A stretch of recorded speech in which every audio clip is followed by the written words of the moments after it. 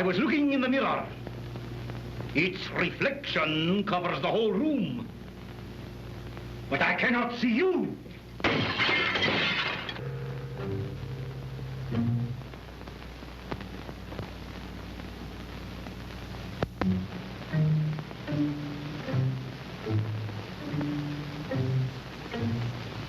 Dracula? What's he done to you? Tell me, dear, what's he done to you? He came to me. He opened a vein in his wrist and he made me drink.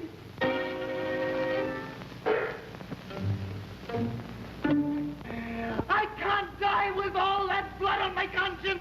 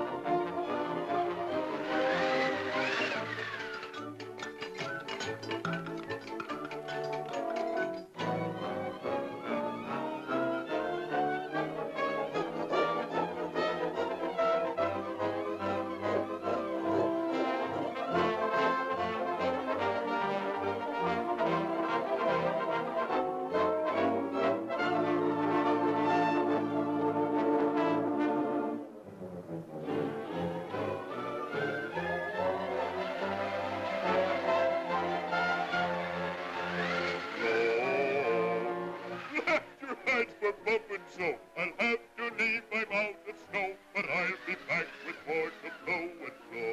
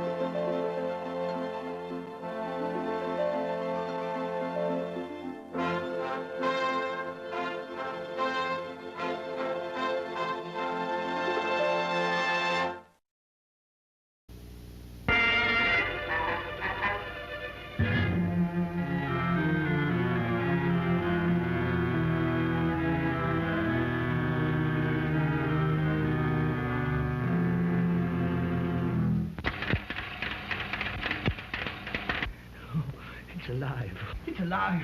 It's alive. Something is going to happen. I feel it. I can't get it out of my mind. You're just nervous.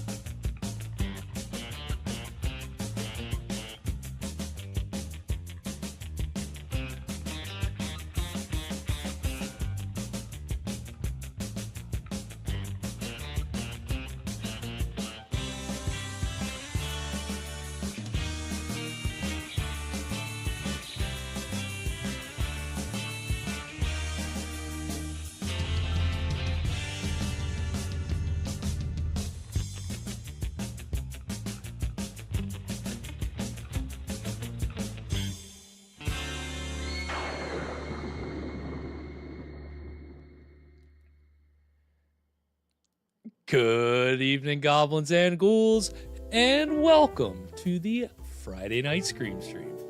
I'm your host, Spakenstein, joined as always by my very good friend, and he is here, but wouldn't you know it, one of the ingredients for the cocktail for tonight got left downstairs.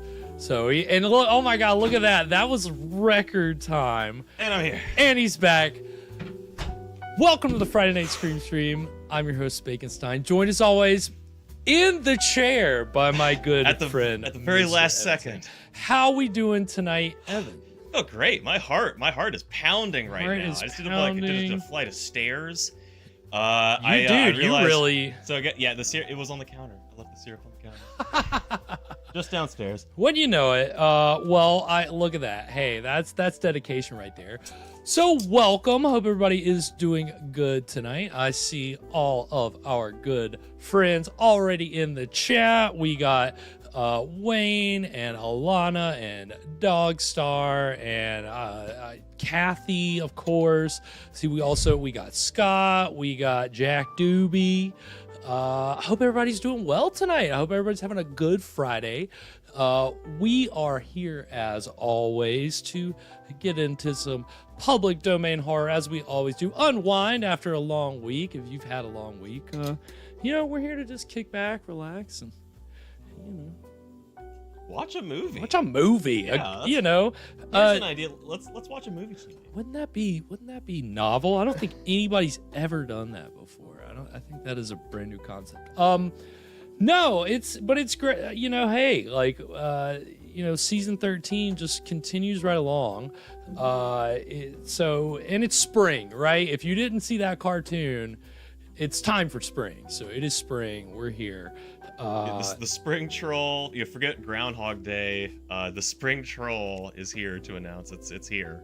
The spring troll is definitely the new kind of seasonal character that we are going to champion here and try to commercialize and monetize. Forget the Keebler elves. Yeah. The spring trolls is where it's at. Spring trolls. So we'll see. I hope everybody's doing good tonight. Again, we're springing over here, and we are, after last week's kind of mind bender, if you want to call it that. I think it bended. It certainly bended what a story can be. Right. It definitely did. So now we're swinging back to our comfort zone, which is walking back to the streets of Poverty Row. Yes. That's where we really thrive. And so it's homecoming. It is. And we're gonna get early Poverty Row, which I feel like we've gotten more of recently. Certainly tonight's film is connected to a pretty recent film that we saw. And tonight's film is, as you can see, The Drums of Jeopardy from 1931, which, if obviously a big year for horror movie history. But this is a pre-code mad scientist movie, kind of a horror thriller. From Tiffany Studios, which is Tiffany Pictures, who produced The Death Kiss, which was our finale last season with Bela Lugosi. That movie had Bela Lugosi. Tonight's movie has Boris Karlov. Ooh. Wait a second. Did you hear me correctly?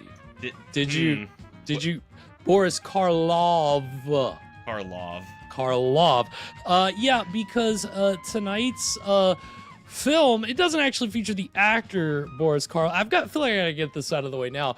The mad scientist's name in this movie is Dr. Boris Karlov. So, of course, your mind is gonna immediately think, well, what is the connection here? We're gonna get into that tonight.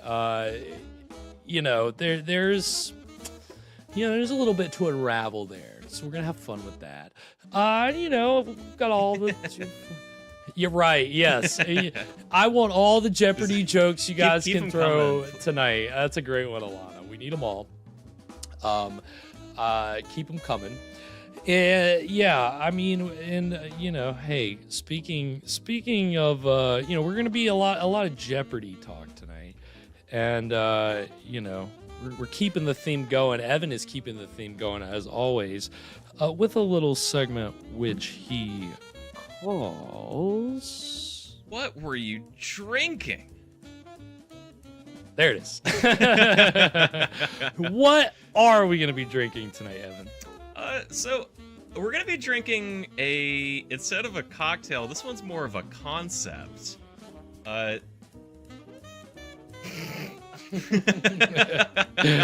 Continue. Don't let me stop you. Nobody saw that. It's ghosts in here, man. So what we're doing tonight, this is I thought we'd celebrate Jeopardy by playing a little game with our segment. So what we're doing tonight is what I'm calling the DRUMS of Jeopardy. Ooh, okay. And what we're gonna do is we're gonna each have 2 shots in front of us. We've had 2 recipes technically this week. Yeah. The first shot, we're going all rums tonight. The first shot is just double rum, just a double shot of rum. Okay. Second shot is, I've been seeing a lot of people talk about, there's a cocktail called the Jungle Bird, and this is just my excuse for trying it out. So we're gonna have a nice Jungle Bird in the other one, which is, it's really, I've sized it down to like a shot. It's usually a cocktail. So it's dark rum, Campari, pineapple juice, lime juice, and simple syrup. What we're gonna do is we're just gonna shuffle them around, and we're gonna take one without looking, because I think it's gonna be funny. Okay. I believe I get the concept here. It's a little bit of a thinker. But it's adventurous, and I mean, hey, you know, last week we did shots, so I've been I'm in glad. kind of a shotsy mood. I thought you might be. Yeah, I figured that you were. So hey, I'm here for it. It's definitely. Shots are always adventurous. I'm not a shots guy, so when we're taking shots, I always get a little pit in the bottom of my stomach. But Well, just take heart, be brave. we're gonna be fine. And as Toast in the house, welcome Toast. Hope you're doing well tonight. Yeah. I mean, hey, rum works pretty well with just about anything. But slushy, definitely. 7-Eleven slushy sounds like a good combination, Jack. A little. Oh wait, am I not supposed to look? You can look. Oh well, I can look at them initially. You can right? look. You can look. You can look initially, and here they are. So this looks very impressive on camera, I'm sure. All right, I'm yeah, not looking at which one is which. All right. Hold on. I gotta like distract myself a little bit. Yeah, you gotta forget about that peripheral vision. Yep. I'm just gonna. All right. Nobody tell me. All Nobody right. tell me. 1, 2. Ooh, I got the good one. Ooh.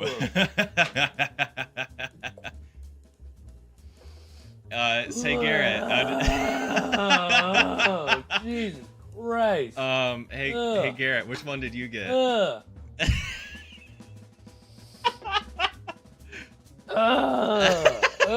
Jesus Christ. So the Jungle Bird is a delicious cocktail. I get why everybody is harping on this one. It's really good. You know, Campari is kind of an acquired taste, but the lime and the pineapple and the rum, it gives it a nice kind of bitter depth without being, you know, too heavy. So, thanks for playing. This has been Drums of Jeopardy. Yeah, it's great game, Evan. Really great game. Love it. Yeah, thanks.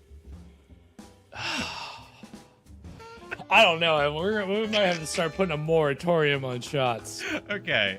No. This is good. Hey, you win some, you lose some. Yeah. What are you gonna do? Hey, now I know I can enjoy the other one because There it's you like, go. And now, yeah, and so it's all downhill.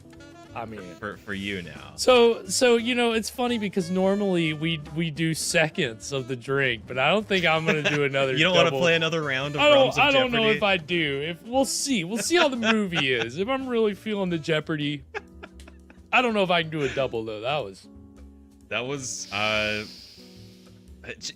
everybody, let's give Garrett a hand. That was an impressive little display there. I genuinely did not know. I didn't really think that it was gonna be tough, but I was not prepared for a double shot of what kind of rum was that? Well, I will say it was nice rum. It wasn't like a cheap rum. It's we're almost out of it now. It's Baku 8-year Dominican rum. It's very good. Okay, wow. All right, yeah, lit, Alana. Yeah, that's that. Wait, the first time that word has ever been used to describe our show. But you know, hey, that's what that segment does. It takes it there, gets us, you know, So now that we're all revved up. I was gonna say, get for us this ready for that movie. This movie. Oh my god. Are you feeling pumped up for this movie now? Yeah. Oh my god. Well, I actually am. I am because like I only found out about this movie a few years ago. Obviously, I have not seen it, but a mad scientist movie from 1931, which is the same year that Dracula and Frankenstein were released. It's like, how have I not heard of this movie before? How did this one slip under the radar? But that's the thing in trying to find movies for this show. I think that's how I found out about this movie. And so it was like released after Dracula, but before Frankenstein. So it falls in this weird kind of in-between spot. Okay. So I think it could be promising. It's got some connections to some other. Sorry, go ahead. So this is so Karlov came before Karloff. What do you think? Let's find out. I'll tell you later, but you have a guess now. Okay. I'm gonna say yeah. I'm gonna say that's what just because that's what I want it to be. I want this to be the OG Karlov. Okay. Yeah. Karlov, I mean, yeah. whatever. Yeah. I mean, because it's such a distinct name. You're like, he had to have gotten it from somewhere, right? Like he had to have. I mean, how likely is it that those two names would just kind of randomly be, in the horror space? I mean, your parallel thought is definitely a thing. You That's got the very good, double. Alana. Yeah, Very good. that's right. I like shook myself awake the other night thinking that I had come up with a brilliant name, and you want to know what it was? I thought no one else has thought of this. How have I been the first one to think of this? It was Deuce Bigelow. What? Wait, I'm sorry, Deuce Bigelow. You conned yourself into believing that you came up with Deuce Bigelow. Well, I had to look it up later, and I was like, ah, oh, damn it, I forgot that was out. That was already a thing. That is the best thing I've heard all week. I'm pretty sure. But you can trick yourself like that, Mm-hmm. That's the thing. You never know where a name's gonna come from. You don't, but we'll find out tonight. I will reveal that connection later. But yeah, I mean, but this has some other connections to some movies we've already watched on this show, some movies we'll see later, and just some classic horror films in general. So, but we'll get into that tonight, as we always do. Yeah, I mean, anything else before we get into it tonight, Evan? Yeah, I could get away with using Bruce Bigelow. Yeah, I don't. It's pretty distinct. It's That's Your Honor. It's a completely different name. you know that when that came out, it really ruined my life. You don't know how many jokes I get, Your Honor. And one thing I will say about this movie, just one last thing, is it's on the shorter side compared to The Poverty Row flick. it's like I said, it's where we feel comfortable because you gotta love those hour and 2, 3, 4, 5 minute movies compared to last week, which was an hour and 33 minutes of head games that really didn't go to a satisfying place. So short and sweet. Yep, there's gonna be a fire, there's gonna be an explosion, it's gonna end quick, and it's gonna be over. Yep, gotta love it. On that note, without further ado, we're gonna go ahead and get into the Drums of Jeopardy right now.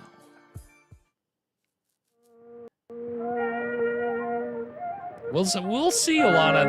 I think this movie may have enough going on, and it'll keep our attention compared to last week.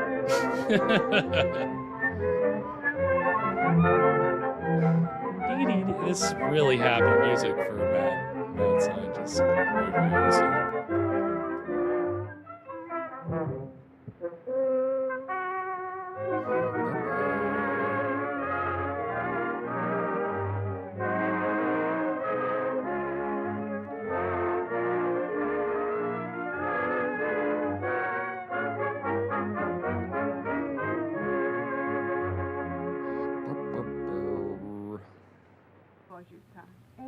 моя любенька Анюша. Моя Боже, это моя любенька Анюша.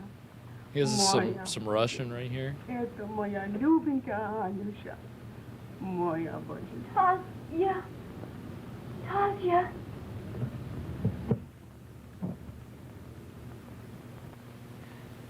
Tasya. Tasya. Welcome, Thomas. Yep, that's right. Water. Water.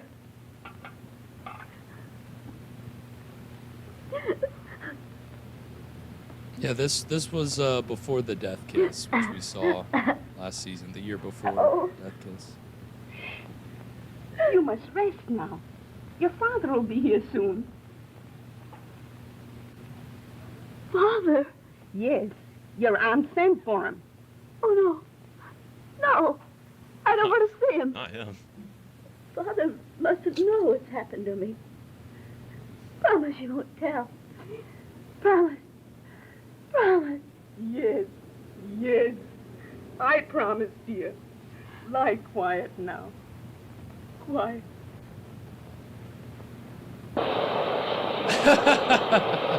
It's right there. Bam. Oh, okay. Heck yeah. Look at this. Now, this is a mad scientist lab right Yeah, here. this is a proper mad I'm science loving laboratory. it. We got some shadow work Lovely going on. cauldron. Yeah. The flask that's burning. It doesn't. There's a little A something. little something bubbling in there. Yeah, don't you love it? Don't you love to see it, Scott? Just getting on with it. And this is the first practical mad scientist I've seen who's wearing something to protect himself. Yeah, he's from the actually gases. wearing PPE. Science. He kind of looks like Boris Karlov. Yeah, he. We'll talk about the actor Warner Oland. He and Karloff. Did they play this? They're in some movies together, or at least one movie. We'll talk about it.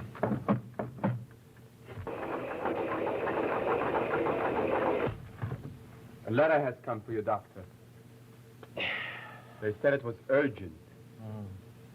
It's probably from my daughter. You ought to see her. She's in the Royal Ballet, Peter.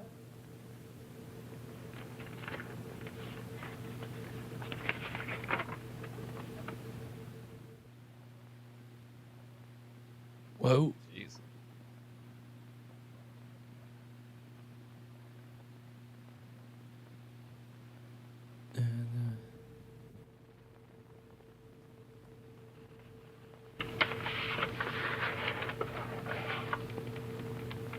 Quick Manhattan coat. So I think apparently it said, I read that the top of that letter that's kind of cut off, it says the word pregnant and tried to kill herself. Jeez. Which that, when the code got enacted, that was a forbidden word, pregnant. Huh. You couldn't say the word pregnant. You couldn't be pregnant in the movies. That's a pretty great set. Now that guy that we just saw there, we've seen him in a couple movies. That's Misha Allen. We saw him in The Monster Walks, where he was Zan. Or wait, no, he was like some henchman or weird guy. And then Condemned to Live, he was the vampire's like henchman. So this was before he transitioned to screwball comedies.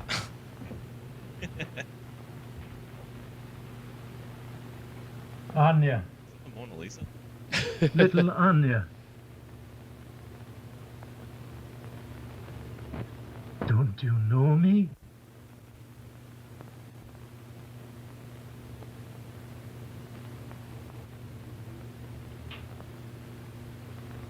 Father, Yes. do you know that I'm going to die? No, no.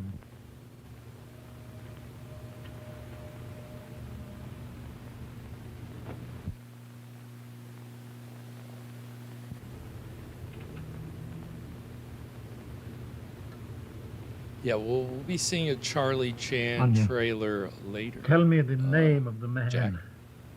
No. But I must know his name. No, no. Tell me. Tell me. No, please, let her go.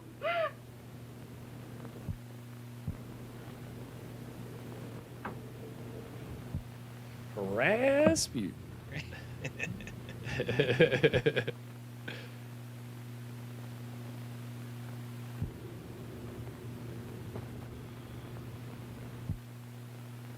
Oh, hey now. Jules. It's definitely a spot-on comparison, necklace. Scott. Talk about Give that it more to later. me. So, it was one of the Petrovs. Is it Prince Gregor? No, Nicholas? no, Is it Ivan? no, no. I swear that it wasn't. Listen.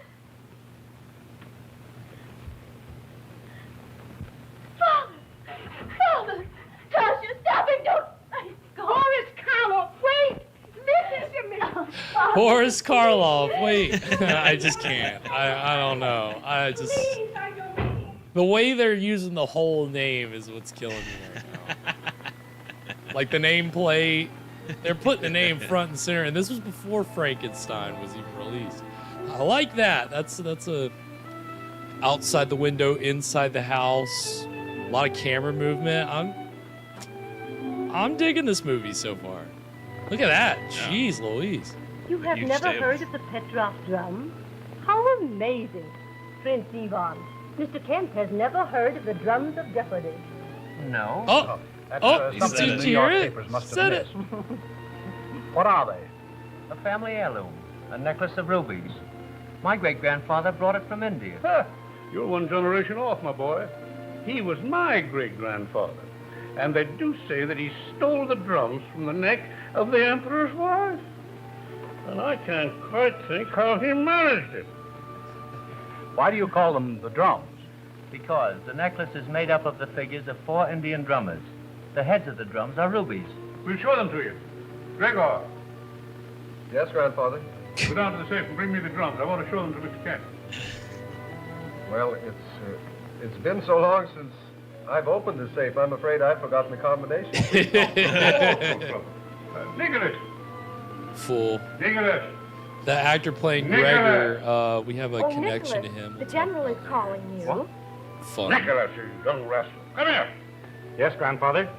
You rascal. So she said to me, I mean, Come look back at him. again He's sometime, flirting Prince, at dinner but, when they're like, next you know, having Come these around big to the back parties. door. Yeah, he's pretty rascal. Flirting with 2 girls. Now you go down to the safe and bring me the drums. I want to show them to Mr. Kent. Coming right up, Chief. Where'd he learn that American slang? the young imp's mother was an American, and he picked up his Yankee impudence at Yale. I see. How very posh. Well, here they are, Grandfather. Safe wasn't locked. Not locked? None. You know, there is a superstition about the necklace. They claim that if one of the drummers is detached and sent to a man, that he will die within 24 hours. Oh. Why? Cursed Gone. necklace. Oh. Gregor. Oh, Gregor. Why, I don't know where it is.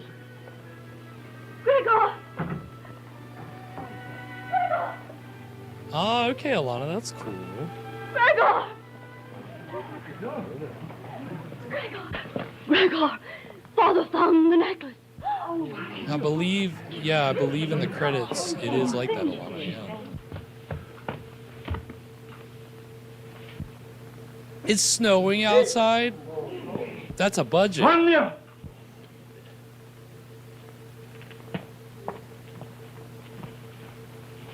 Anya. Anya. Anya. Anya.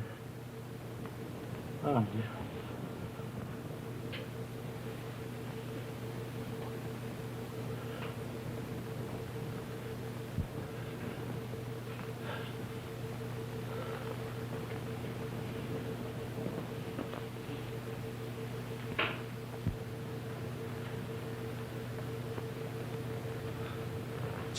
Jeez. Brutal.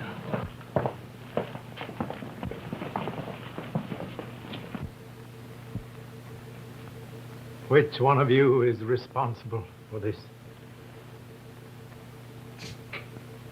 You do not answer. A man of the people has no right to ask who caused the death of his daughter. You won't tell me? Then I'll kill you all. Oh, shit. Get that gun away. Oh, bro.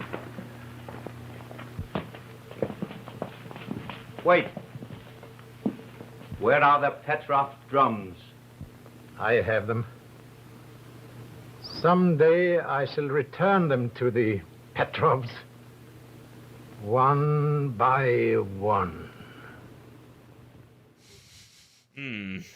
Why would they just let him go? Yeah. Hey, I won't ask too many questions, okay? It's moving along at a brisk pace. I'm satisfied so far. Okay, I don't like all this reading though. Hold on, what's going on?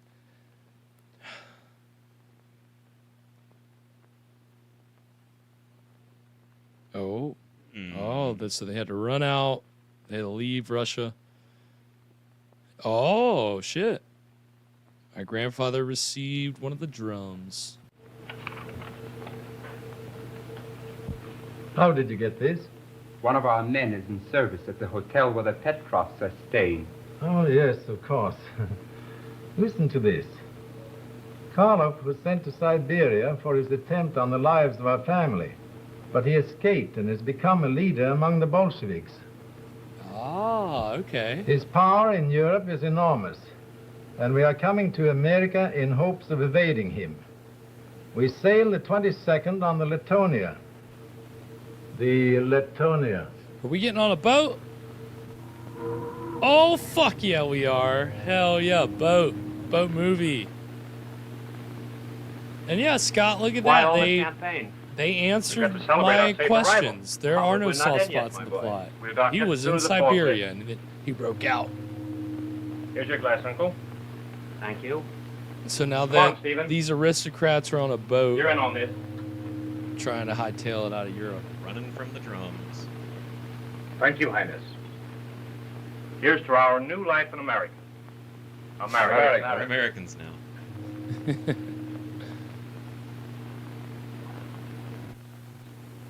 Uh-oh. Don't open it. Steward. How did it get here? It came on a pilot boat, sir.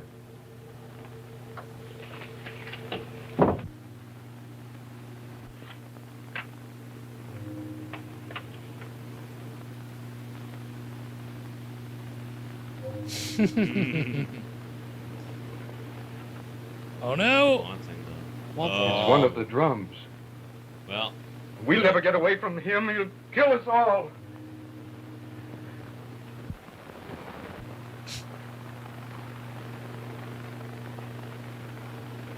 Stephen, go fetch the captain. Tell him we must see him here at once. Yes, Highness. He's not even going to get to enjoy America at all now.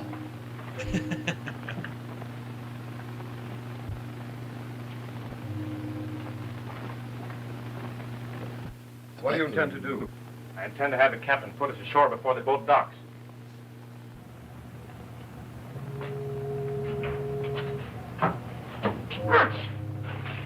Oh shit.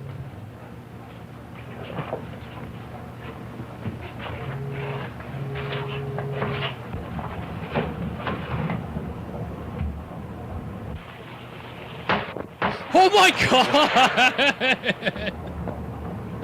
Yes!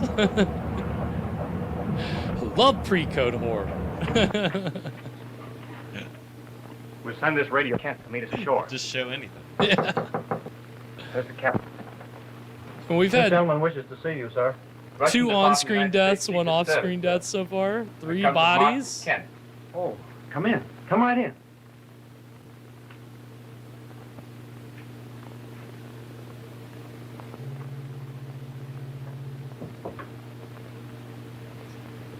Karlov is in America. He'll be watching for you to land tomorrow. Mr. Kent sent me to bring you ashore on a special tender. You must leave at once. But our servant's gone for the captain. Your servant is to stay on board and bring your luggage through the customs. Are you armed? I have a revolver. Good. Come with me, gentlemen.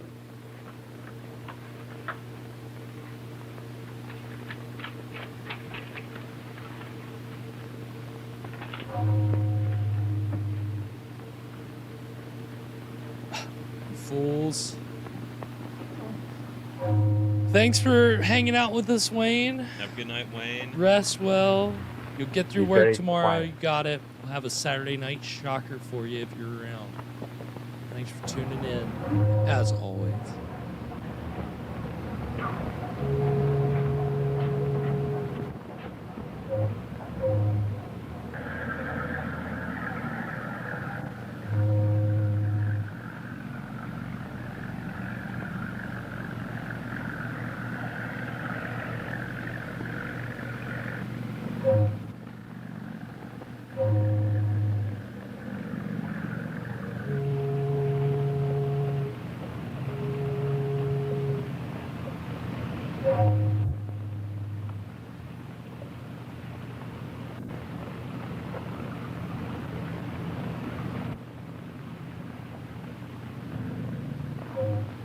Oh, man. These fools. That's a pretty nice yacht, though. You gotta love an old school yacht. Kent, this is darn nice of you.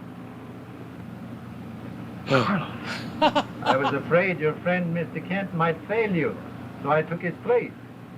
You... Gently, gently. Your weapon is gone? Too bad. Someone must have stolen it. I was very sorry to hear of your grandfather's death. Wait. Sit down. Don't excite yourself, Prince. He died quite painlessly. What are you going to do with us?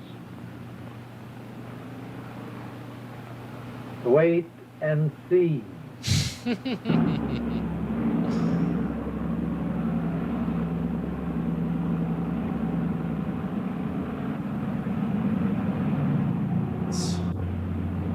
Movie had to have like a fair amount of a budget to be able to get like access to like this yacht, that big old boat.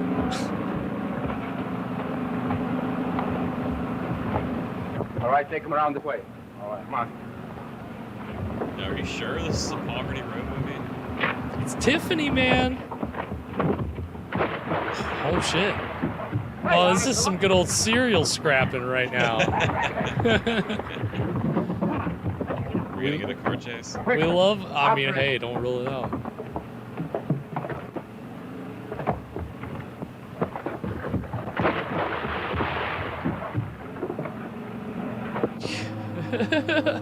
It's just a bunch of people in hats and suits running around in circles.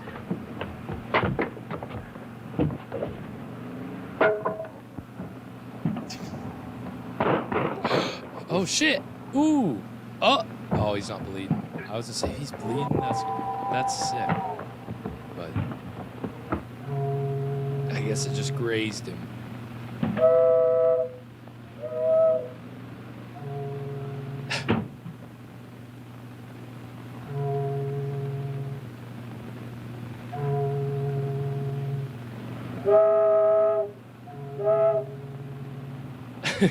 The lack of music in this whole action scene. I mean, there's probably not gonna be any music in the whole movie. Dude, that is a great, like, very nicely composed and lit shot.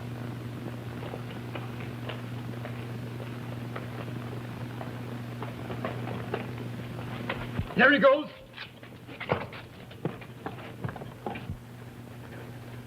And that is gonna take us to our first. I know, right? You're like, what? How's this gonna? But that's the break. So, We are a third of the way through the Drums of Jeopardy already. What are we thinking so far? It's quick. It's quick. You can probably tell what I'm thinking. I want to see more. I know. It's moving. It's like... I've been very pleasantly surprised so far. This is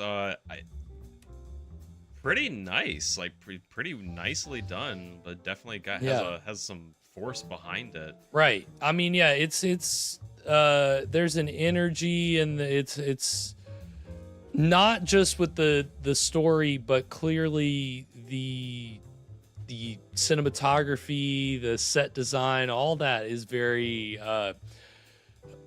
much above what is standard for our expectations of a Poverty Row horror movie from the early 30s. Yeah, I was expecting, like, flat, static shots. Yeah, we're in this one house, and we're not going anywhere. Plywood walls, like, just flat lighting. No, but we've had moving camera. We've had some wild sets. We've had a mad scientist lab that was amazing. Yeah, we got a dude thrown off a boat into the ocean, and it was cool. I mean, yeah, like, we've had some scandalous pre-code horror. His daughter was, I think they implied that she was raped by the Petrov, Prince Gregor, and obviously. So did she, like, take a poison when she broke in there? Like, I guess that whole scene happened a little quick. I wasn't quite sure. I mean, you don't see, again, I don't think post-code you see a lot of, like, people taking their lives. It's very there's a lot going on here. I mean, yeah, that's like what a note to start on. Yeah, this letter like that the first trying to kill herself. 5 minutes, and within all that, a mad scientist to boot, right? Like, but that's the thing. It is all, I think, very well plotted because there is a established source material to it. Because this is based on a novel from 1920 by an author named Harold McGrath, and from the same title, Drums of Jeopardy, but 1920. And then 3 years later, in 1923, there was a film adaptation. It's obviously silent film adaptation. And the year before that, there was a stage adaptation. So it had kind of gone through the, like, kind of all the modes of, like, working the kinks out of the story and making sure that it's, like, interesting. I can see that. This plot feels like something that would have been like a novel, right? Kind of revenge story, right? It's not like an out and out horror movie. There's a little like we comparing it to serials, right? Like, there's kind of this action and just a revenge plot. What it reminds me of is the Whispering Shadow, where you have this Karlov guy who's kind of this, like, he was there, but, like, he was also this kind of omnipresent, shadowy figure who is always got the upper hand and always knows everything that's going on, and you're just kind of waiting for the shoe to drop. Right. Yeah, exactly. I mean, I think, and that's the thing, on top of a plot that's really solid when it's filmed well. And that's the thing, like, for a Poverty Row studio to take on a story like this that requires so much and rise to the level, it's kind of surprising to see, right? We're not on a lot. We're not on a sound stage the whole time. So I don't know. I'm sure Sears will pop in. It looks like we summoned Sears. Oh my God! Like, as soon as you bang, you summon him and he appears. My gosh, I don't know if that's Alana's powers or that Sears's ears were just burning, but either way, hey, I love the time. Yeah, what is black magic? That's very good. Amazing, perfect timing, Sears. Couldn't have been more spot on. But no, I mean, this movie, yeah, I mean, and And obviously, our villain, our Dr. Boris Karlov. I'll save the possible connection between this character and the actor for after the break. But again, I mean, I think, hey, a mad scientist is the perfect person to take up a revenge plot. You don't often see a mad scientist who he's like got his mad science on the side, and now he's like he's just got access to this cursed necklace. Yeah, the fact that he's a mad scientist is almost incidental at this point. Right, and I think it was Scott earlier that mentioned like it has some Fu Manchu vibes. And that's the thing, this is kind of a to be this evil mastermind that can do mad science but also can access cursed things, and like it's kind of action adventure horror, like that was what Fu Manchu was. And it's funny because Warner Oland, the actor playing Dr. Boris Karlov tonight, had played Fu Manchu in 2 films before tonight's movie. Okay. So I think they were both sound films, and it's funny because both of those films were written by the writer of tonight's film, Florence Ryerson, female writer, by the way. Yeah. But she's actually best known for co-writing The Wizard of Oz. Oh, wow. And we've got another Wizard of Oz connection coming up tonight. Okay, So I didn't know we'd be taking a detour into the land of Oz tonight. All Oz heads better be on the lookout, because you're gonna see a very familiar face coming up later. But so the same screenwriter, Florence Ryerson, wrote Oz, wrote tonight's film, wrote the 2 Fu Manchu movies that Warner Oland was in. But Warner Oland is he's really best known for playing the Chinese-American detective Charlie Chan, who he actually played in 16 films between 1931 and 1937. So in 6 years, 16 films playing Charlie Chan. These were very popular films. Charlie Chan was a popular character. Warner Oland, interesting enough, Swedish. He was Swedish American, but he specialized in playing Asian characters, Chinese characters. It just, that was just kind of...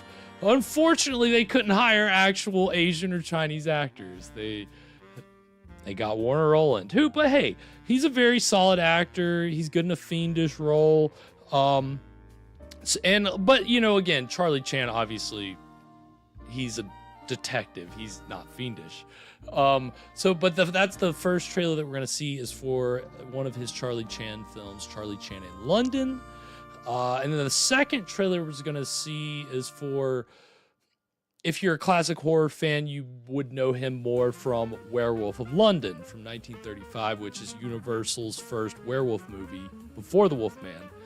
And he plays Dr. Yogami, who is actually he's kind of the source of all the problems in the movie, and features very heavily in the trailer, even though he's not the main character. He's kind of the antagonist, but he gets a lot of time he was a big name.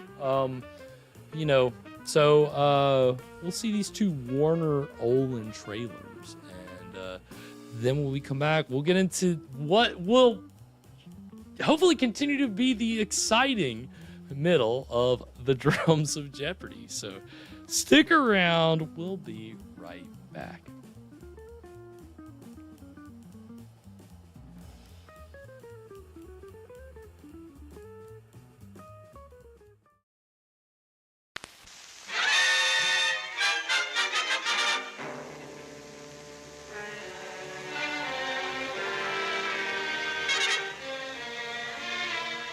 Was committed 3 months ago in the stables of a Mr. Richmond's country house in Redfordshire. Gray was Richmond's hunt secretary. Hamilton, the murdered man, was a weekend guest.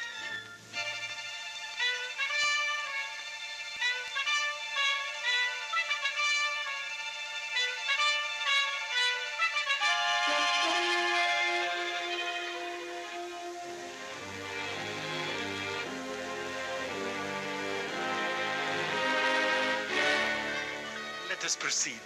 Humbly suggest you be Hamilton, you be murderer. It seems like a lot of childish nonsense to me. Other question, please.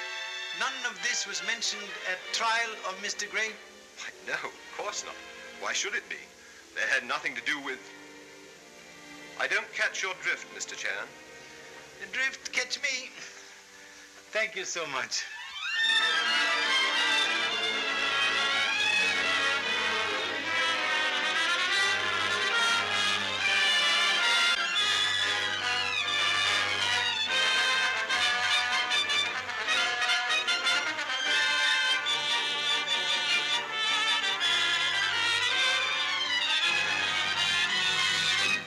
Murderer of Lake proves nothing, except to us who believe brother innocent.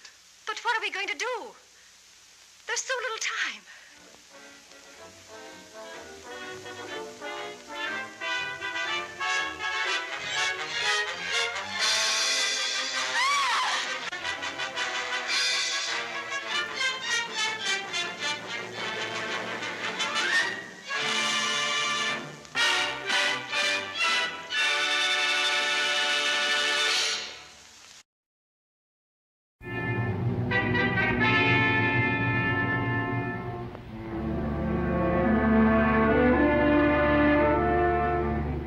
Is the only specimen of the Mariphasa plant in England. That flower is the only known antidote for werewolfery. A very interesting folk tale, but of no value to the police. I warn you, sir, unless you secure this plant, there'll be an epidemic that will turn London into a shambles. When my experiments are completed, I will show their results to the entire world. Not before. Remember this, Dr. Glendon. The werewolf instinctively seeks to kill the thing it loves best.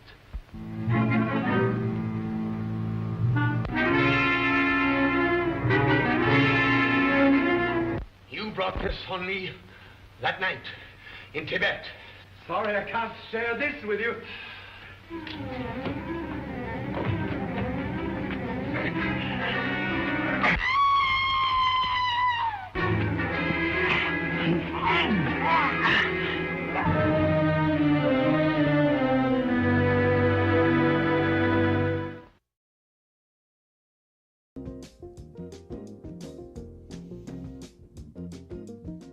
And we are back. So that was the trailers for Charlie Chan in London and Werewolf of London. So 2 London trailers there.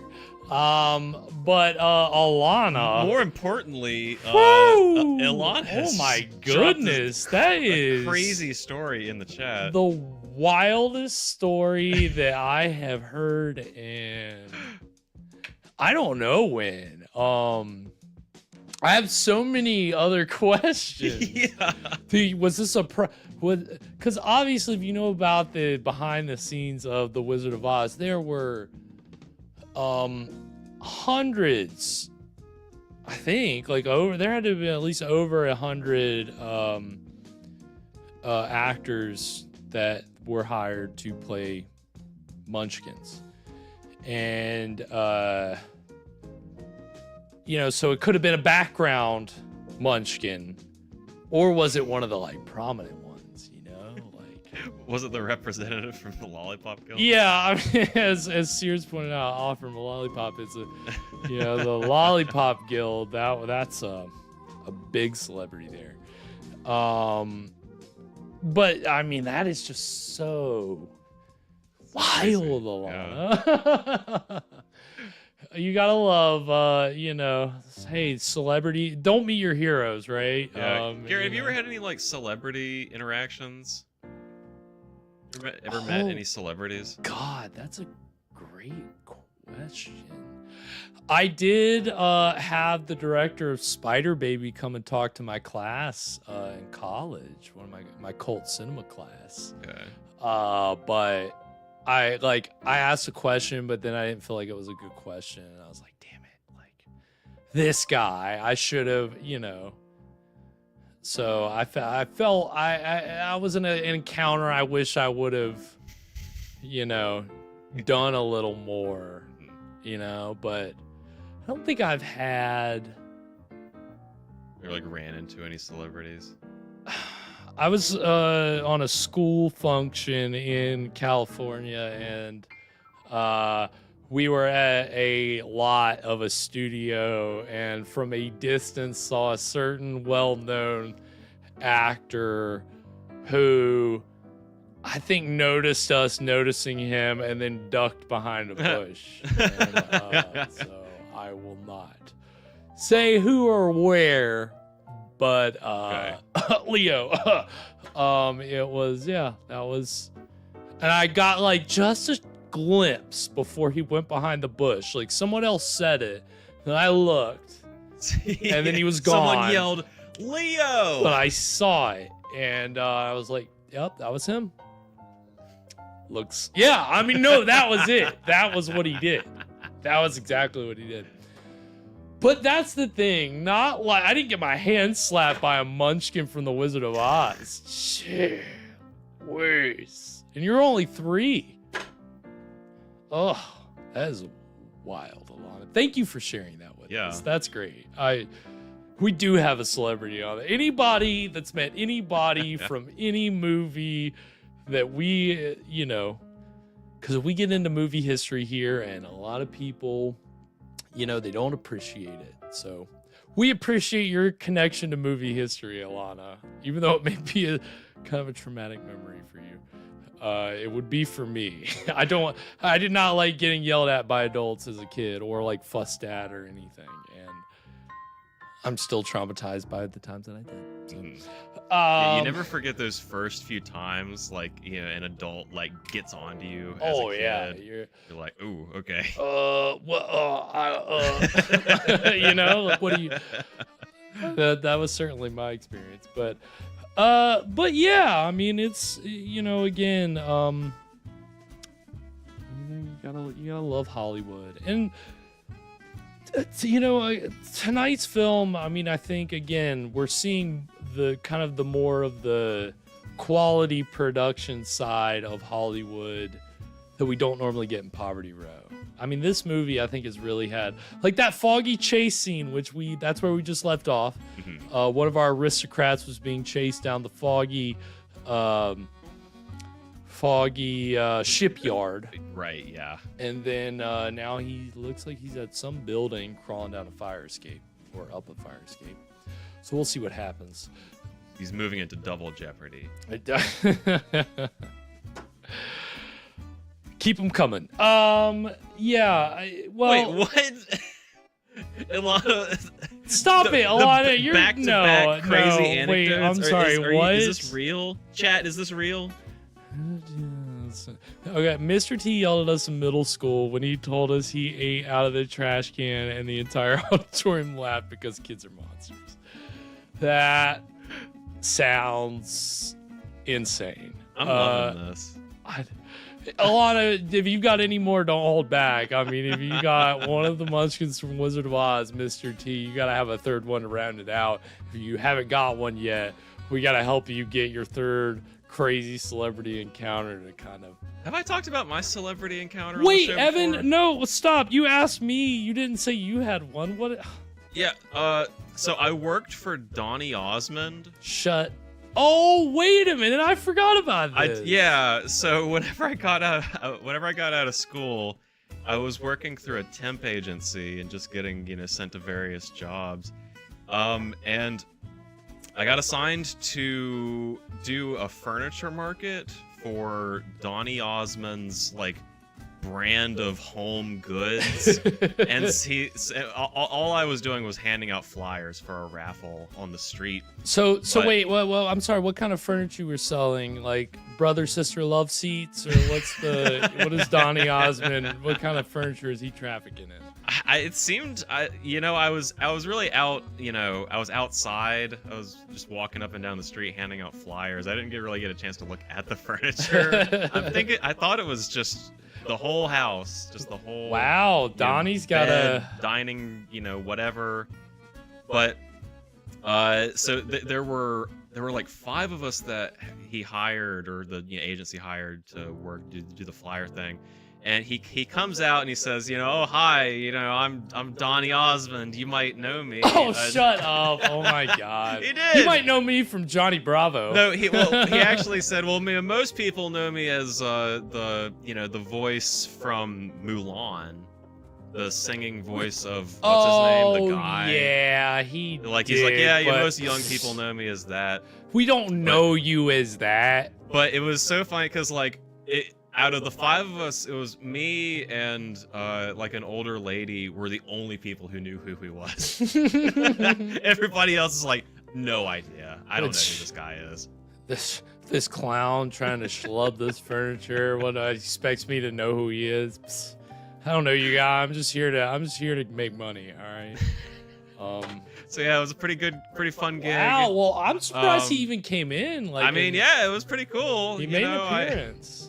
So, I hope the pay was good. And, it wasn't, but...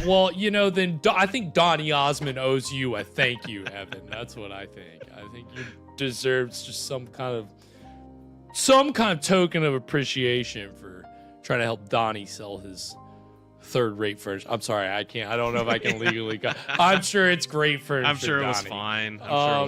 And if you have Donny Osmond furniture out there, let us know. The other fun part of that job was getting to gauge the general public's knowledge of Donny Osmond. So I'm like, hey, Donny Osmond's having a raffle over at his furniture store, and they're like, who? Have you ever heard of Donny Osmond? No. Have a nice day. Wow, Evan, I forgot about that. Yeah, it was a short gig, but that was a memorable one. That is awesome. My good, hey. That's the thing. I haven't had like that kind of celebrity encounter that I can just like off the top. No, that's great. That's amazing. Hey, and if anybody's got any more celebrity encounters out there, let us know. We're gonna have a whole segment. We're gonna have to go out and make them happen after this. But again, speaking of celebrities, just to go ahead and before we get into this, to go ahead and dispel the question of the Karlov versus Karlov. Yeah, let's settle this whole deal. Speaking of celebrity names, which again, remember, Boris Karlov was not Boris Karloff's real name. He was born William Henry Pratt, right? And then adopted Boris Karlov as a stage name, which may have been to kind of avoid, like embarrassing the family, who didn't like that he was acting. So, again, we said that the novel that tonight's film, Drums of Jeopardy, is based off of was released in 1920. Yeah, there you go, Sears. That's there it is. Bam. That's where you know Donnie from. Marie. But they didn't like. I didn't get a clear answer on it. There wasn't anything out there, but there's like conjecture, right? Mm-hmm. The initial sources said, well, yeah, Boris Karlov got the stage name from the Drums of Jeopardy, like from that character, took it as a stage name after 1920. Well, you can find articles and things from as early as 1912 where he was performing particularly on stage in Canada and billed under the name Boris Karlov. Okay. So about 8 years before the novel was released. But I think by the early 20s he had gotten enough of a reputation with the name that when they released the 1923 film version of this, they renamed the character from Boris they changed his first name. I think it was to Gregor, which seems kind of confusing since there's Prince Gregor. Maybe they changed that too.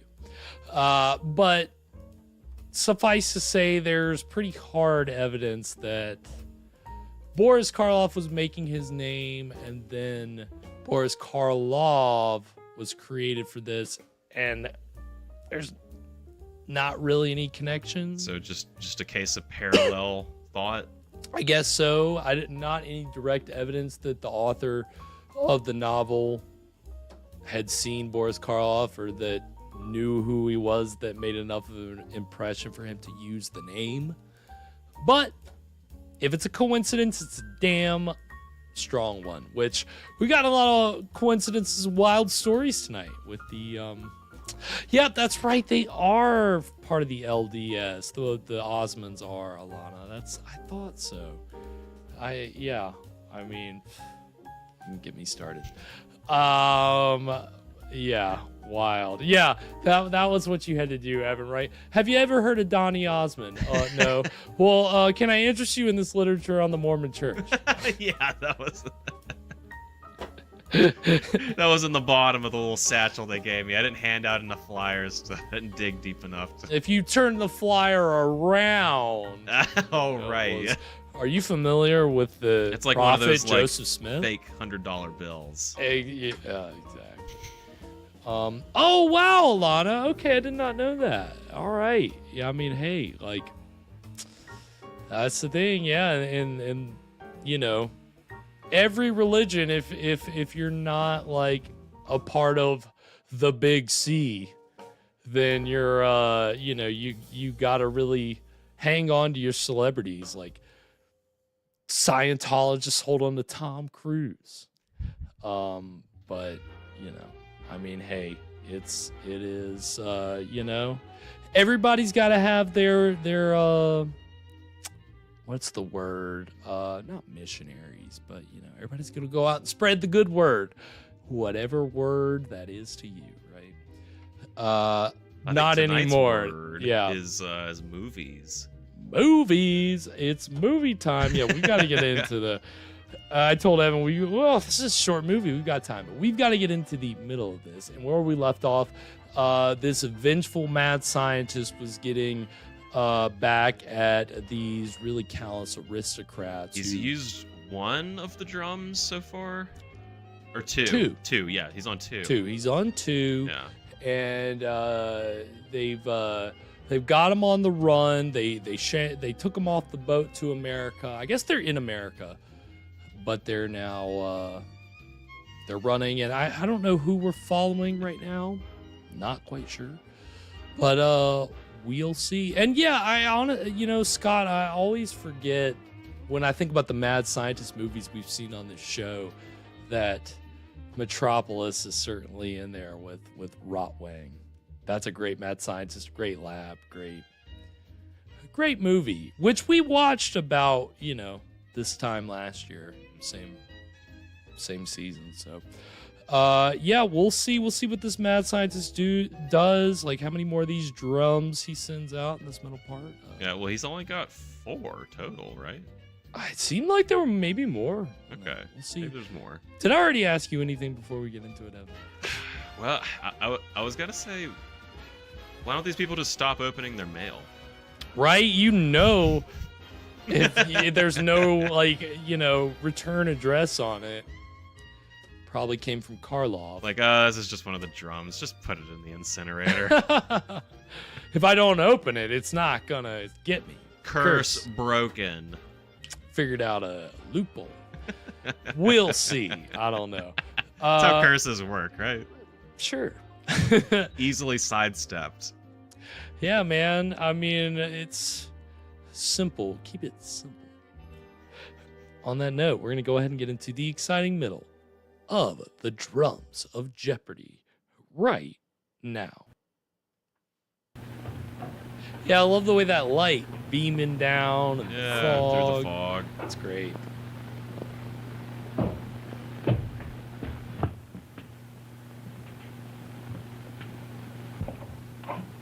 Whoa. All right. Let yourself in, guy.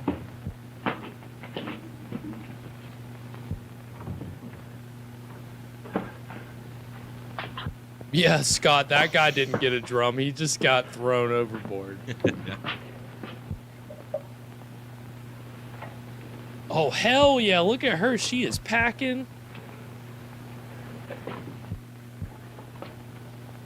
Put up your hand. Please. Put them up. Listen. Stay where you are. But, miss, I'm Prince Nicholas Petrel. No. And I thought you were the Prince of Wales. Please believe me. I'm trying to save my uncle. A party that most of us are having. All I want to do is use the telephone. You can Very, keep me covered. very good point, Alana. Yeah, it's not as bare. Yeah, like that cathedral doorway. What? Hey, hell yeah. Well, we'll get into the next break. I've been Why I hurt. think maybe this has a bit of better quality than what we're used to from this time. Poverty Row. I'll get it. Whom do you want? Martin Kent. Very Clark good Hatton. point, Scott. You say a party of Russians left the liner? Yes, sir, on a private cruiser. In their stateroom, on a pad of radio blanks, we found the impression of a message addressed to you. Martin Kent speaking. Hello, Mr. Kent. Just a minute. Here. Here he is. Huh? What? Oh. Hello? This is Nicholas Petrel. Send help, quick.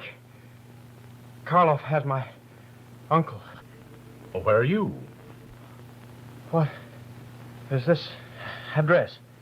17 Van Voort Place. A studio on the roof. 17? Oh, Van the Voort studio on the roof. Place. I guess he got shot. Hello. I mean, they were firing right at him. It's dead. What's happened, sir? I don't know, but I mean to find out. Come on.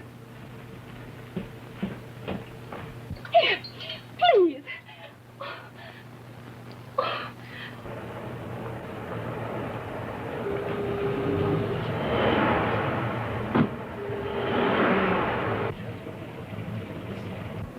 Gregor!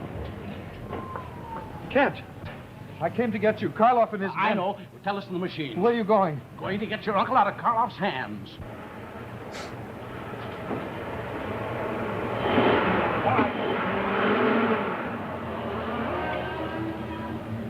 Auntie! Aunt Abby! Aunt Abby! Aunt Abby. Aunt Abby! Merciful goodness, what's going on? The telephone's broken. You have to go for a doctor. In the name of... Where'd you get him? Please don't stop to ask questions. He may die. Dead or alive, Kitty Conover, you oughtn't to have a man in your room at this hour of the night. Please, Auntie, go quickly. And what you're doing with him is more than I can make Hurry. out. Kathy was in here earlier, Sears. I'm sure she'll There isn't a mighty pop doing back you in. trying to hurry me. I won't go out without my teeth and my corset. And what's more, I'm going to tell you the management of this apartment house. Go. Stop pushing me. I can't go out in the street like this. But it's a matter of life and death, Auntie. Please, hurry. Man is All dying I've on the got to couch. say is, when I get back, you've got a lot of explaining to do. Told her. There she is. You got any trace of him? No, he's disappeared completely.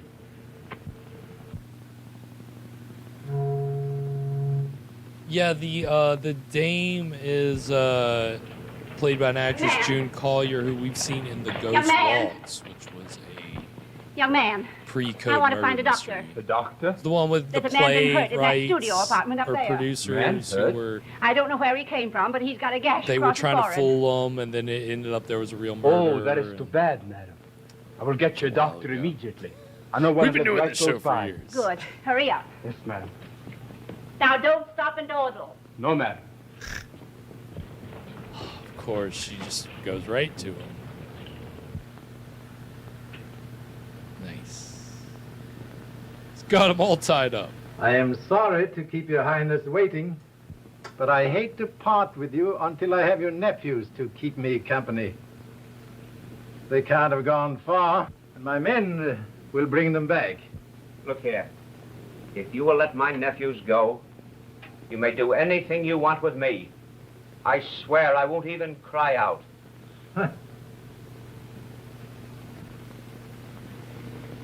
But I want you to cry out.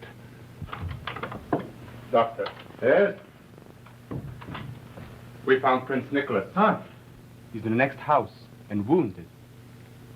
They sent me for a doctor. Well, we must not disappoint them. Get He my just hat and happens coat to in be the bag. next door. The black bag.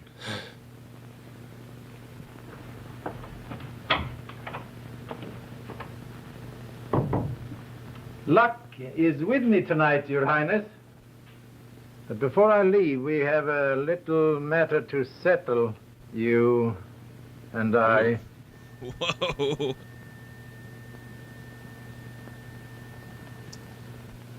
Jeez, dang, with his bare hands. Fucking stone cold. Jeez, that's amazing.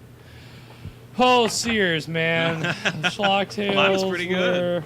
were- Have you tried your other? Yeah, I mean, I still gotta. I've been sipping it. What did you think about that one? Good. I mean, it's nice. Better to sip than.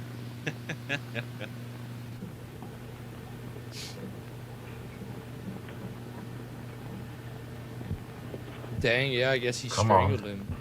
Oh, that is a fun fact, Scott. I guess so. Triple distilled XXX. Ah, okay.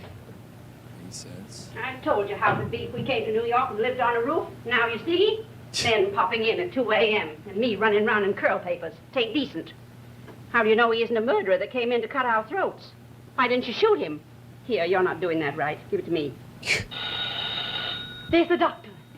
So this actress playing Aunt Abby is Clara Blandick, Good who evening. played You Auntie have M. an injured man here? Yes, and I'm afraid he's badly hurt. Oh. Well, How do? good evening. Good. So you I found think him. she'll be Yes, our madam. comic And came relief for the yourself. evening. I had to show him the way, madam. Who's this? That is the doctor's assistant, madam. Oh. You don't think he's going to die? That would not surprise me at all. I am, Alana. I'm definitely still. There, don't take on. It isn't as if he was a friend of the family. Are you going to do another I am round afraid of it? that what I have to do can't be done here. I'll have him taken to my office.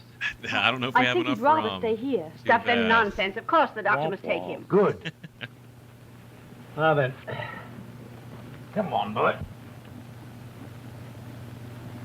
Oh, yeah, he did get shot in the head. Ooh, You- nice. What did you do with my uncle? Oh, there. No. There. Let me go. There. Quiet. Let me go. There. Ooh. It's a Tequila strange shots. thing about these head wounds. Kathy, One never knows yeah, what hallucinations get they after will it. produce. I mean, I'll quiet tequila you. shots are Please, rough. let me go, I tell you. May I ask you to help me? Now, push down the sleeve.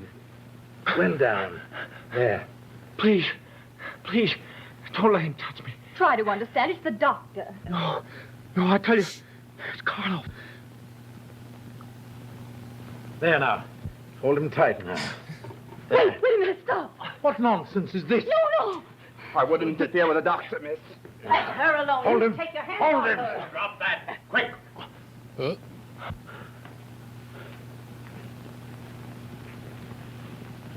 It's probably 100% true, Kathy. You have a positive genius for being just in time, Mr. Kent.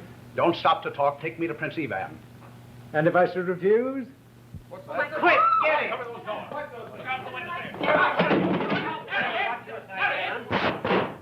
Ooh. Where's the light switch? Light. Lights. Wait, I saw a shadow go by.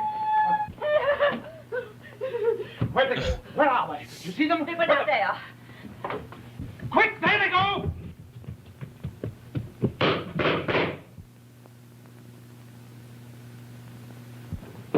Jeez.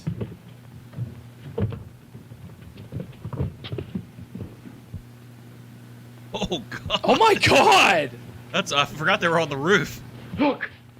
It's Karlov. Quick, get him! Get him! Cool. Oh no, it's not Karlov.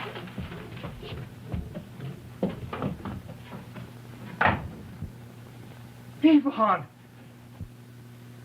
The bodies are just piling up for no reason. I've killed him. I love it. No, you didn't kill him. He's been dead for some time. Are you sure? Look at his throat. Yeah, that's who Karlov Well, strangled. no sign of him in there. Brett, phone Kennedy to send more men.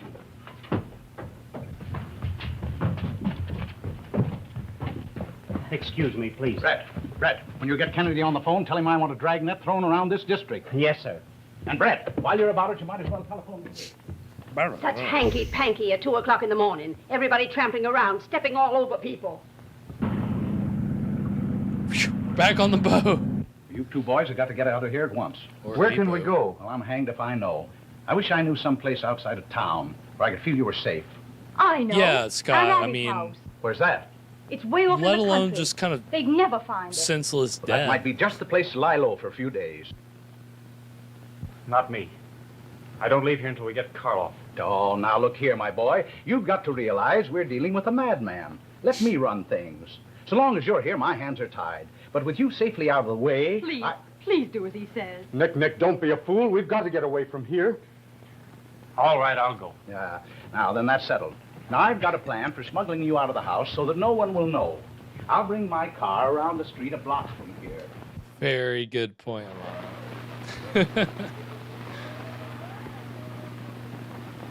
Well, all I've got to say is, if I was running the United States, knit two, pearl two. That Karlov had never been let into the country. Knit two, pearl two. These oysters run up and down my spine to think he's still loose. Would she just say oysters run up and down my spine? Is that what she said? Is that what she said, or am I just had too many shots? Real change. Yeah, she's got my vote. It's inconceivable to me how he could get away with both the police and Secret Service after him.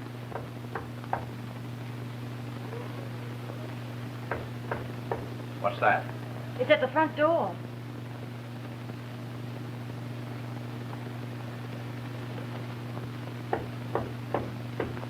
Knit one, pearl two. That's from something. You want me to open it, sir? Some cartoon. Yes, but have your gun handy. Someone did that. Knit one, pearl two. Knit one, pearl two. I think it's from this thing called knitting. I mean, it is, but I'm like having an audible memory in my head of like it's SpongeBob or some Cartoon Network. Something we watched growing up. It's a message from headquarters. Just about Karlov? Weasels rip my Karlov flesh. is dead, sir.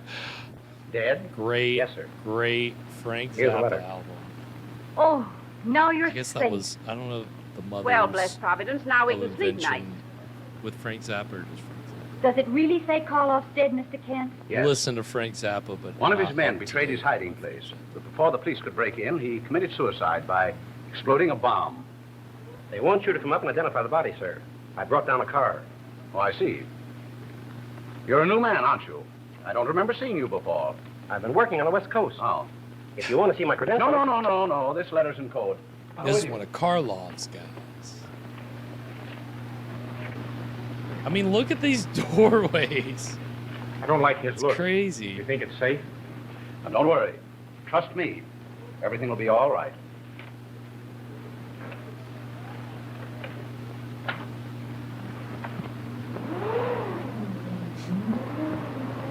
Now listen, and get this straight.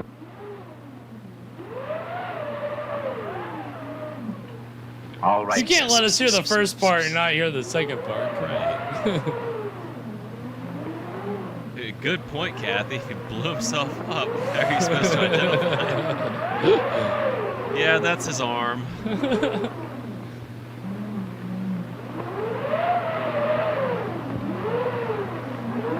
I think it was about 10 years Where's ago, your car? Scott, that I Down the road, listened that old to mill.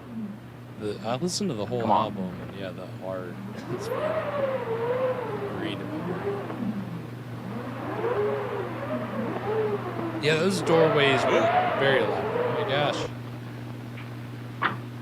Whew, that's a relief. That giant painting back there, that fireplace. Well, I don't know how you folks feel, but all this gallivanting's made me hungry. I'm going to fix us a bang-up dinner. Hooray! Bang up dinner. Hey, Prince, you trot down cellar and fetch me up a bucket of coal. You mean me? Yes, you. It won't hurt you to soil your hands for once. Very well. Where is it? Second door to the left. And shake up the furnace while you're down. Down the hall and to the left. I'm sorry to speak ill of your kin, but I don't like his face. Aunt Effie. Don't you want Abby meet you, Conover? Damn. The spitting image of that She fella just goes saw for me the stuck in a jugular. diamond I love mine it, last dude. spring. You don't see me Sassy wearing any diamonds, Abby. do you? Don't go. I want to tell you what a trump I think you were for trusting me last night. She's I right, didn't though. trust you. I had you covered all the time. Because Prince Gregor is the one that started all this. And fucking stupidly gave the jewels to Like American music? Karlov's daughter. And American girls. My mother was an American. My father met her over here and fell in love with her. It runs in the family.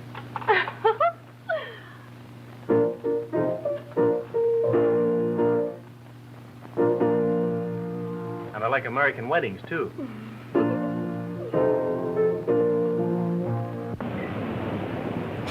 Okay, a river. Sure. Raging creek or river. I don't know. A raging creek. I mean, it didn't look big enough to be a river.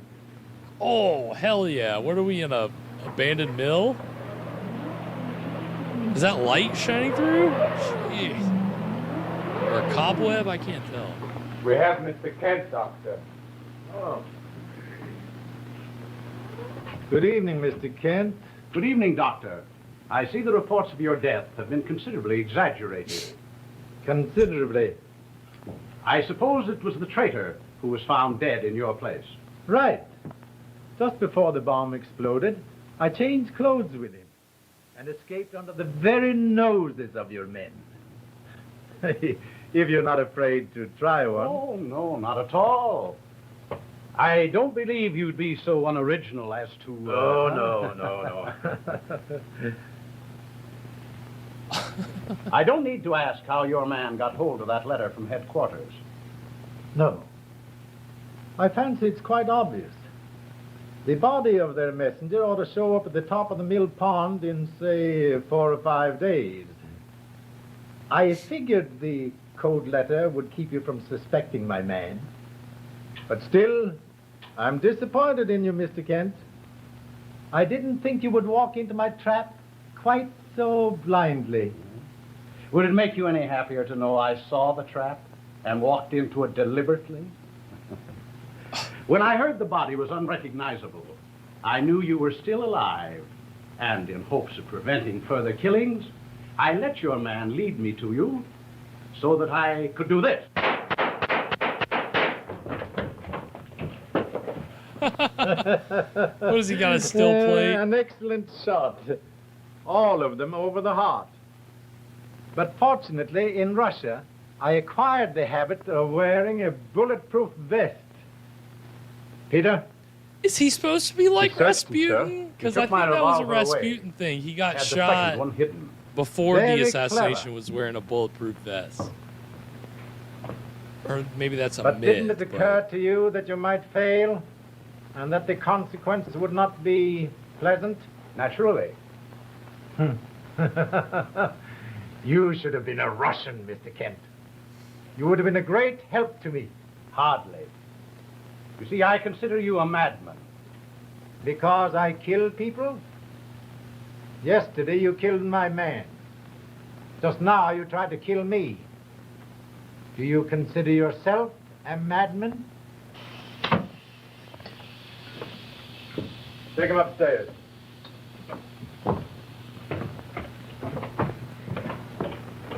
A little formula I'm preparing. For me? Oh, no. I can't spare you. Not yet. You amuse me. In fact, you are my trump card. Watch him carefully and see that he does not escape. Yes, Doctor. Oh, Mr. Kent, I most rudely omitted to answer your question. I'm brewing this for the Petrovs. By the time it is ready, They will be here.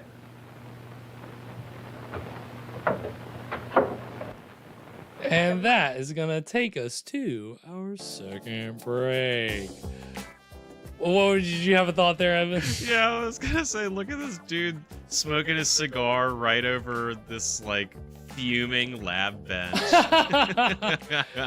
This isn't a hazard or anything, right? Like, I could just ash I could smoke wherever, it here, right?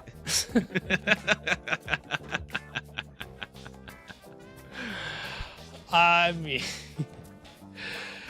well, I mean, hey, we're 2/3 of the way through the Drums of Jeopardy. What are we thinking so far? Karlov is proving to be a menace. Yeah. Like, he's been a pretty effective villain. Big time. Which I like. I like that they're giving, enough screen time for this villain to do his whole, revenge thing. Right. Well, I guess what I didn't really notice up to just the last few minutes was that he's essentially supposed to be this Rasputin kind of. It's the idea of if Rasputin, instead of getting murdered, was this mad scientist who got mad because the Romanovs, were responsible for the death of his daughter, so he decided to get revenge on them. Yeah, geez, if only Rasputin had a cursed necklace. Right, it could have avoided a lot of maiming before a very grisly death. Ty, Fire Eagle in the house. Welcome, Ty. I mean, I just didn't think of it like that's a kind of a cool bit of alternate history, right? Yeah. Had Rasputin lived and actually been a mad scientist and decided to get his revenge on the royal family of Russia. Yeah, because when did that happen? When was Rasputin? So that was like the late 1910s So that would or been, maybe like the 1910s. That would have been like really recent when the novel came out. Though. Well, do you remember it was 2 weeks ago when we watched Dr. Jekyll and Mr. Hyde. We were talking about how all the Barrymores were in Rasputin and the Empress. That was 1932. So that was, like 15 years after. Yeah, really not long at all. No. It's topical. Back then it was incredibly, we look at it now, it's like, oh my God, that seems like old times. But the Russian Revolution, all that was very close to when tonight's movie was made. It was only 15-ish years. So, it is funny that tonight's movie uses that as, I guess the 1920 novel was coming right off of it. It was like, let's use the Russian royal family for this story of revenge. Cool. If Rasputin got his revenge, what would happen? Let's write some historical, it almost feels like fan fiction. Right? Well, and I really didn't pick up on it until just the last little bit.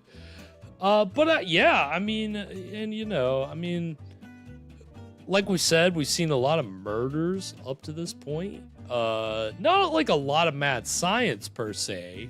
We just saw him bubbling up. We've had this little setup in the mill. Right. Not exactly a full lab. But I feel like if you're gonna have that stuff, there's got to be like a payoff to it. Yeah, right? well, he hasn't said what he's making yet, right? Just that it's so precious he can't waste it on. I guess it's got to be good, whatever it is. Right. So I think that they could pay it off towards the end. I'm interested to see what happens. But it is not like, there were like a fair number of mad scientist movies kind of starting to come out around this time. Like we said, Frankenstein was released after tonight's film. And I think one of the best mad scientist films from 1931, which is the first trailer we're going to see for the break, is Dr. X, which is from Warner Brothers. It's in color, which 2 strip minus blue, so it's green and red. So it's the opposite of Cinecolor. I think we've talked about that before. The trailer's in black and white, unfortunately, but it's probably better than Frankenstein in the terms of mad science leading to really horrible. Like, yes, this undead monster is crazy, but like, would you expect cannibalism in 1931? I mean, yeah, maybe not. Not, I mean, it, you know, again, pre-code, you could get away with a lot. And so the second trailer that we're going to see is actually, it's a trailer for a triple feature, which includes 2 pre-code horror movies and then 1 post-code, but kind of scandalous. The first trailer, or first bit of the trailer, is for Mark of the Vampire, which is 1935, so after the code, with Bela Lugosi. And there's kind of, it was, initially there was a subplot that was going to really go against the code, and they had to axe it before they even filmed. So that one's not as much pre-code, but the other 2 are, and the next one is The Mask of Fu Manchu. So, you know, we talked about We were talking about Fu Manchu. We were talking about him with Warner Oland. Well, in this film, Fu Manchu is played by from Boris Karlov. Yeah, so Boris Karlov plays Fu Manchu. So it's kind of a weird thing, you know, Warner Oland playing Boris Karlov in this film, who played Fu Manchu. This is a very on Cinema Greg kind of like connection. Yeah, it's just so, it's the weird coincidences, right? And they were both in Charlie Chan at the Opera. Boris Karlov, I think, played the bad guy in that one. And the third little bit of that trailer is for Dr. Jekyll and Mr. Hyde, the 1931 version, which we talked about a couple weeks ago when we saw the silent film version. Interesting enough, they call it the first memorable take on Dr. Jekyll film on Dr. Jekyll and Mr. Hyde, which is kind of weird considering the silent one, was very acclaimed. It was definitely memorable. It was that third act.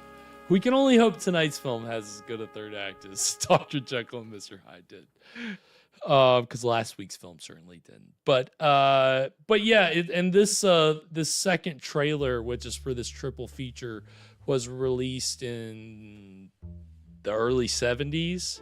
So it's great. Honestly, I love it. It's great. It's like from the good, I don't know. You'll see it. It's fun. But we're gonna get these. Like, I want to say it because it's like, how are you gonna count this? Because it's like 4 trailers, except 3 of them are one. So it's gonna be an overload, but it's gonna be a lot of fun. So we're gonna get these trailers, and then when we come back, we'll get into the exciting conclusion of Drums of Jeopardy. So stick around. We'll be right back.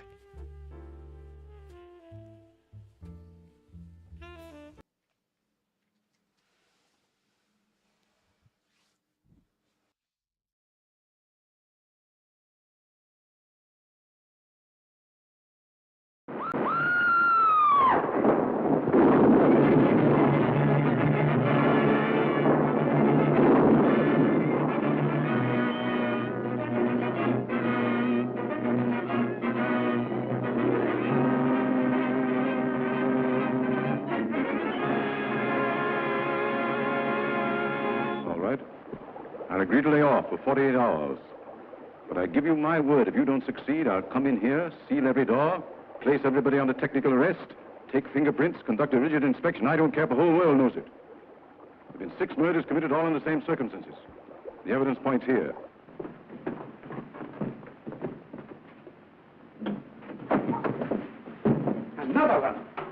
If you only knew the things that have happened. Are you worried about your father?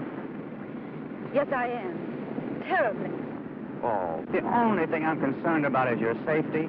Say, what's the matter with you? What's the matter with me? Nothing at all. Only all last night I lay down with a bunch of stiffs. Look at a lot of goofy guys, let a dame poke a gun in my stomach, and then I take a trick cigar from a dumb policeman.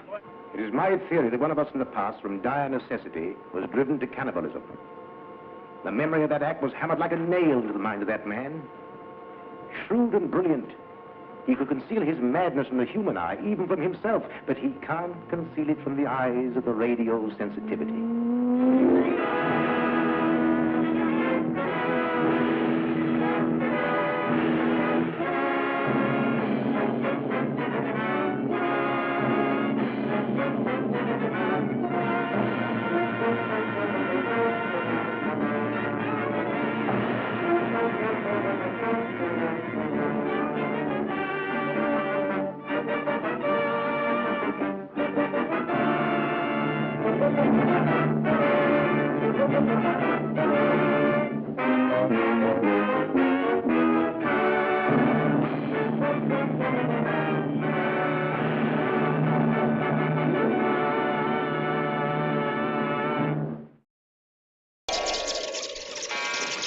Your mind is trapped in limbo, suspended between fact and superstition.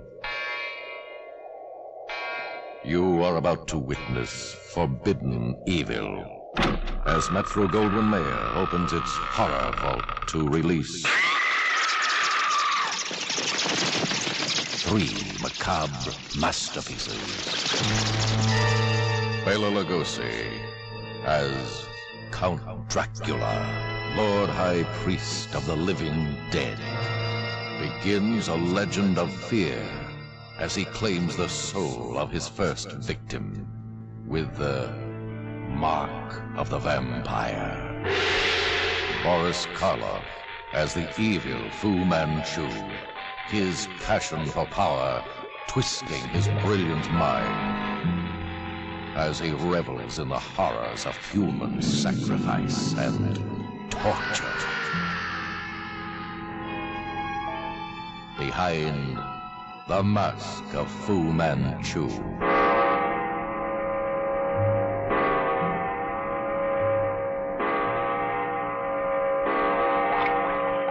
Frederick March as the futuristic experimenter Dr. Jekyll, using chemistry to expand his mind, delving into the taboos of the unnatural,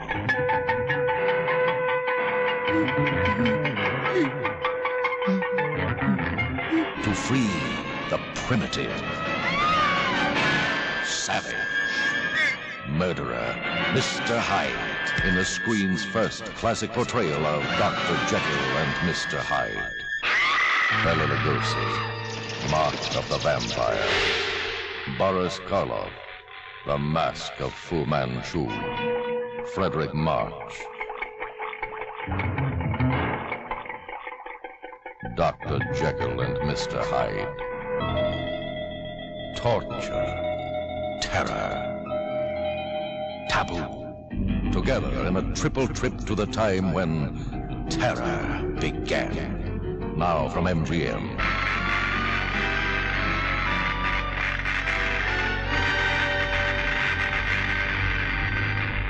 Three immortal horrors never seen on the little screen.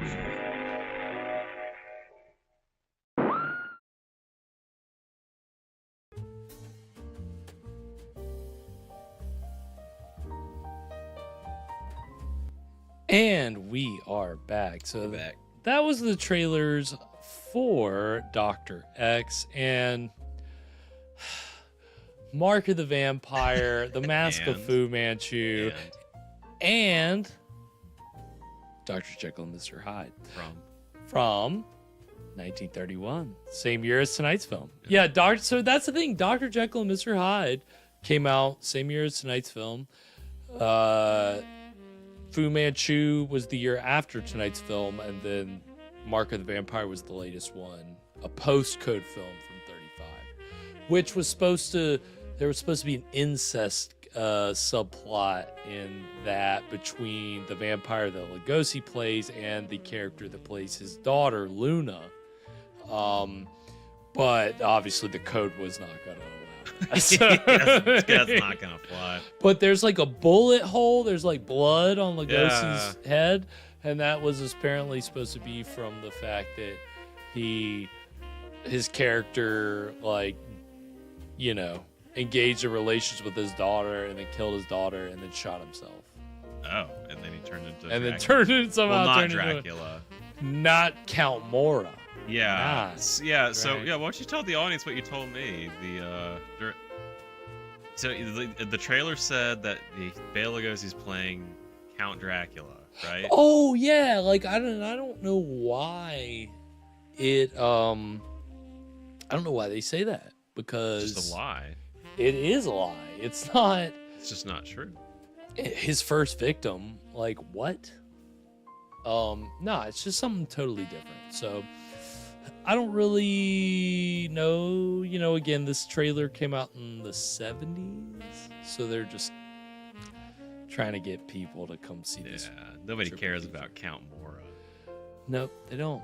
But you say Dracula, you're gonna get butts and seats. It's exploitation is the name of the game. But yeah, I mean, it's funny because you could say that tonight's film's Karlov character you could compare to Fu Manchu in the sense of just being this diabolical genius. And I mean, you know, right now Karlov kind of has all the cards in his hand, you know, like he's pretty well positioned at this point. I mean, I don't know, like what, and I mean, yeah, remind me, where were we again when we left off? So they had all gotten to America, all of the exiled Russian royals, but Karlov kind of headed them off at the pass, to use parlance from a totally different genre. And then they ran, and one of them ended up in the apartment. Was it Gregor, or was it I guess it was the other one. His brother that ended up in the apartment of Kitty and her aunt, Annie M. Which I didn't just put that together that she's playing an aunt here. Yeah, it's just and she's best typecast known as for an playing Annie M. So, don't you love how it all comes together? And I don't know, this character that Karlov has kidnapped is Smith. Or not Smith. I'm confusing him because I think he's like kind of seems like a detective kind of like character. Like he's not a member of the family, I don't think. Which in Fu Manchu, there's this detective character named Smith who is like Fu Manchu's constant like nemesis, Nayland Smith. They're constantly like crossing paths, right? So I don't know if this guy is supposed to be like that. I think that's what, you know, the Fu Manchu connection with Warner Oland, who's playing Karlov tonight. So yeah, so now Karlov's kind of got things in his hands, but we're here with these royals and the ladies, and who knows what's gonna happen. So we're gonna go into triple Jeopardy. Right. And or I guess this would be Final Jeopardy. Yeah, this is it. So Final Jeopardy is on the table. And the last thing before we go into it, so you know, Prince Gregor is obviously like gotta be the prime target for Karlov going into the third act, because he's kind of the one that set all this off by you know, assaulting Karlov's daughter. So we have a connection with him in a strange way. The actor that's playing Prince Gregor, Wallace McDonald, just 4 years after tonight's film, went on to write and I guess come up with the story for a serial that we watched on our minisodes a while back. The Phantom Empire, starring Gene Autry. Okay. Yeah, so he like came up with the story for the serial because apparently the story was, at least what they say on Wikipedia, is that he had come up with the idea when he was under like gas for getting a tooth extraction. And that's when he came up with the idea for the Phantom Empire. What? That's wild. That's like people who say, "Oh, I had it in a dream." Yeah, it's I had it when I was under gas. That's like when I almost thought I came up with Deuce Bigelow. It's the There's something about sleep. There's something on. about when you like slip into that like subconscious, when you're in like the twilight zone and your brain just kicks you an idea. And unfortunately, in my case, it was already taken. Yeah. Hey, you'll get there eventually. Yeah, I gotta sleep more. I gotta sleep on it. Just sleep on it, and it'll be fine. And he actually also went on to produce 3 Boris Karloff Mad Scientist movies from Columbia. The Man with 9 Lives, Before I Hang, and The Devil Commands. And these were all released like within the span of like a few, like 2 or 3 years, with their low budget Karloff Mad Scientist movies. And so, yeah, so the actor playing Gregor tonight went on to have kind of a more of a behind the scenes career instead of in front of the camera. So that's a fun little fact. Yeah. And yeah, anything before we get into the conclusion of tonight's film? So, it's really hard to call this one a Poverty Row movie, just, based on what I've seen so far. Yes. And I have an answer. I think I have an answer for that. Okay. Could we maybe call it, I don't know, an affluence row movie? Yeah. There's definitely some more affluence running through this production, and I think that's the result of the producer, Phil Goldstone, he was the president of the studio that made tonight's film, Tiffany Pictures, but he was known as like a money man in Hollywood before. He's got gold in his name. Goldstone. Mr. Gold. Well, apparently he made a lot of money from development in Palm Springs. And then he built Sun Valley. Right. Yeah, exactly. Just sold it out and said, "Hey, it's, your liability."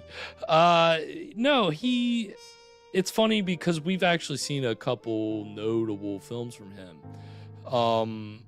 That would be White Zombie. Oh, snap. Which he produced, uncredited, I believe. And The Vampire Bat, which was that was a mad scientist movie as well, where the scientist was literally extracting blood from people and making it seem like it was a vampire doing it. Spoiler alert. If you've probably seen The Vampire Bat if you're watching along and a fan of this show. So, those films had more production value than we're used to, because they were using sets at Universal. Remember, like I was kind of pointing out, like, oh, this is from Bride of Frankenstein, and this is from. So he had access, and so I think Goldstone on a couple of horror movies just decided to go above and beyond, and this one I think kind of could fit into that pantheon of higher than normal production quality for Poverty Row horror, because there's been some great cinematography, some great sets on top of an interesting story. So we've got high hopes, movie. Let's hope it sticks the landing. We'll see. On that note, without further ado, we're going to go ahead and get into the exciting conclusion of the Drums of Jeopardy right now. No, thank you. I've had 2 helpings already. I'll take another piece. You would. Wow. Jeez. Wow. I guess that's Gregor. She don't like Gregor. We already know that. She said she didn't like his face. Merciful goodness. There certainly is a bad storm blowing up. Well, I wish you wouldn't make so much fuss about it. I never did see My that hair's lightning did driving me anybody crazy. any I good, can't stand it. except lightning rod salesman. Oh, my gracious. Leave it alone. Only the wind. I saw a man's face out there. I know I did. Wait, I'll see. Wait.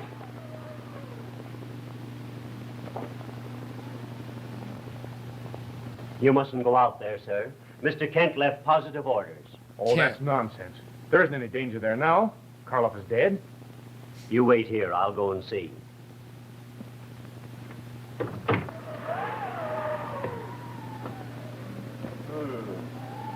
Someone has been here. Oh, the light! Look on the light. Where are they? Over there in the corner. Where? Hell There yeah. are all over the house. Where's some candles? Here's the match.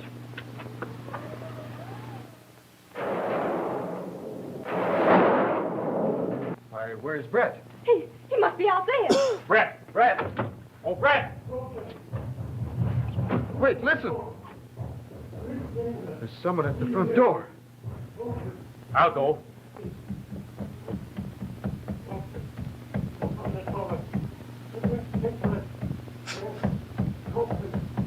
Open the door. Jeez. Is he dead? I don't know. Help me get him over there, quick. All right.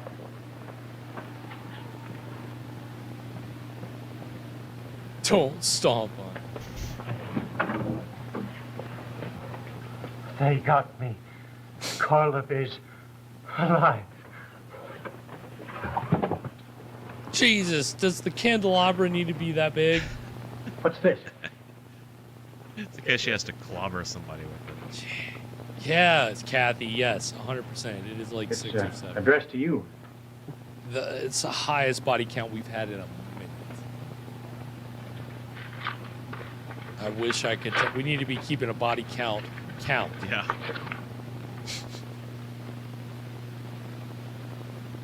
Oh, he gave him a Jew.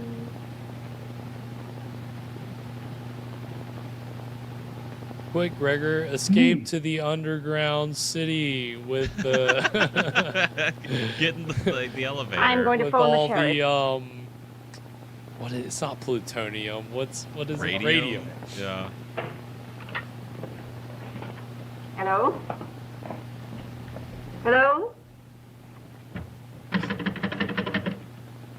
Hello, why don't you answer?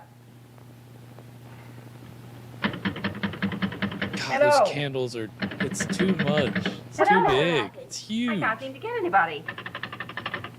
Hello? What's wrong? Hello? I can't get anyone. Let me try. Hello. Hello. Oh, sorry, Sears. Hello. That's my bad. They've cut the line. Kitty Conover, come with me. We get some more candles. One thing we're going to have Let me is plenty try. of Maybe light. you're just not doing it right. Hello. Gregor. Yep, it's dead. Gregor. Do you know what this means? Karlov is alive. There's only one thing for us to do. You and I have got to get out of this house.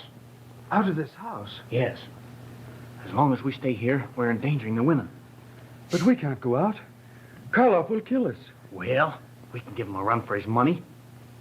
Well, you can go if you want to, but I'm staying here. But listen, Gregor. I'm staying here. Please. Wait. He's right. You can't leave this house tonight. It's like you must be over half of the size of her own body. If we leave here, he'll let Like you she's alone. holding it up. All he wants and is I feel like Gregor. it's got to be Me. heavy. She's got to use both her hands. Gregor, you are about to get it. You don't going down in a... Why is he going down in a dark basement right now?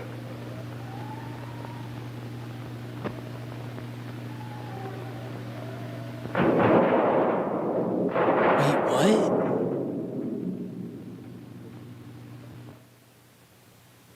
That was a POV shot out the window. That was wild.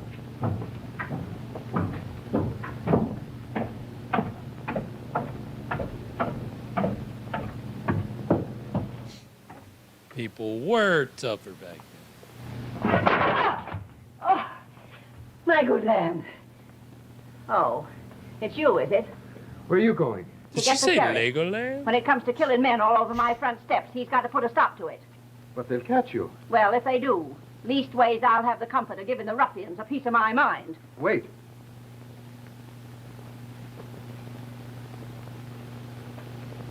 In case Karlov should get you, I've got a message. I've been wondering how to get it to him. I'm offering to give myself up if you let the rest of you go. Well, now, that's real noble of you, Prince. Maybe I've been a little hasty. You aren't so bad. Here. We'll talk some more when I get back with the sheriff. Nice. Uh-oh.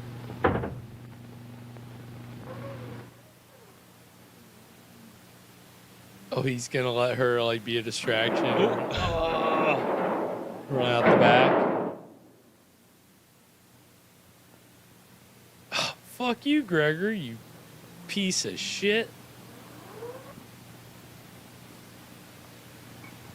Yep, an even bigger candelabra. Holy hell. Gregor and I are leaving.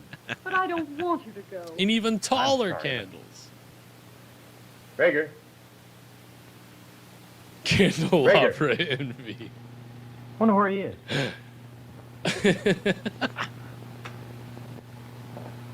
It's absurd. Gregor. They're royalty, Aunt Abby. okay? They can only use the Aunt biggest Abby. candles. Aunt Abby! I wonder where they are. I don't know. Maybe they're upstairs. Well, let's go and see.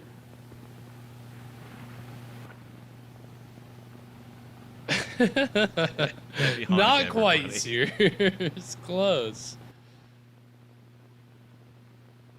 I will tell you the name of the man if you will pledge your word not to touch me. A light flashlight 3 times. The shuddering at the. Well, the fellow actually offers to That's all I trust got. my Yada, word. yada, yada. A rat caught in a trap has no choice. Very true. Bring him. I have a use for rats. I will bring him. Yeah, the composition and there's enough camera movement Now that we'll they're talk. definitely. I do not doubt it, madam. I've been Trying waiting to get at you for a long time. I'm They're not flattered, just Miss trying Pratt. to Well, make you won't it be as so fast as flattered. possible. You'll be flattened when I get through. I've been itching to give you a piece of my mind. But, my dear. Now, don't you try to talk, because it won't do you mighty good till I've had my say. Holy shit, Aunt Abby's I know in your here, sort. and Making jokes about she- everything, even she murder. ain't gonna be murdered. I've seen them She's got a born, cane. and I've She's seen them gonna grow beat up, this guy to death. pulling wings off flies when they're babies, hunting robins with slingshots and drowning tomcats when they're boys, shooting and murdering when they're men. And where are they now? I ask you, where are they now? Well, I am sure I don't know. Where are they? Hung, that's what. Every mother's son of them. Hung. Doctor, Prince Gregor is outside. And mark my words, my man. Take this woman away. She annoys me. You'll end on the scaffold yourself with your samovars and your vodkas and all your Russian vices And your all over vodkas, god damn, she just got racist at the All end I there. can say is I You never did like Russians and caviar. your vodkas. Your Russian dancers. Walking And down on your hind dancers. legs, running a mile and getting nowhere. Take your hands off me, you Fuck with Aunt Abby. samovar. And it's for you, you vulgar Here, boatman. that's your wild hat. What's wrong? I'm never so desperate in all my life. You wait till I tell If she had You a say it is your dog brother like Toto Nicholas here, it would bite who him. killed my daughter. Yes. And I'll show you a way to get him if you let me go. You haven't anything against me now, have you? I swear. It wasn't I. There's no need to swear. My daughter could never have cared for a thing like you. I have seen men die by the thousand. I've seen them shot against walls, stabbed with bayonets, but never have I seen a man low enough to betray his own brother, to save his filthy hide. Ah. I'm not betraying him. I tell you, he did it. He did it. Promised you wouldn't touch me. I don't intend to touch Your Highness. I wish to make a little experiment. I am not certain that this formula is correct, and I need a rat to try it on. Get him. Oh, no! Uh-oh. No! In here. Oh, you promised. You promised you wouldn't touch me now. Promise. Now, go! Nice.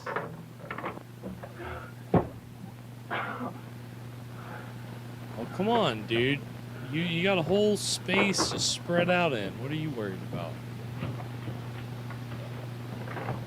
Wait, Karlov. Let me out. Let me out. I didn't. I swear I didn't do it. No! No, Karlov, not that! No! Oh, shit.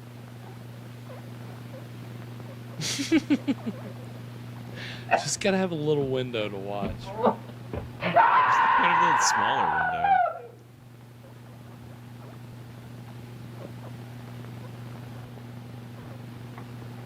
The formula seems to be quite correct.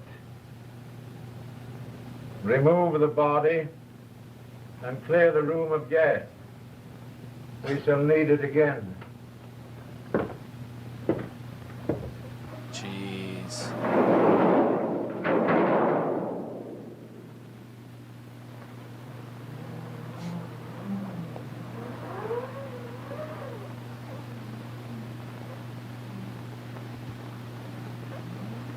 What is this? It's a storeroom. I love how the wind sounds like just like a toy whistle. Why are there just a bunch of hat boxes in this closet? Dressmakers, dummy. Hold it.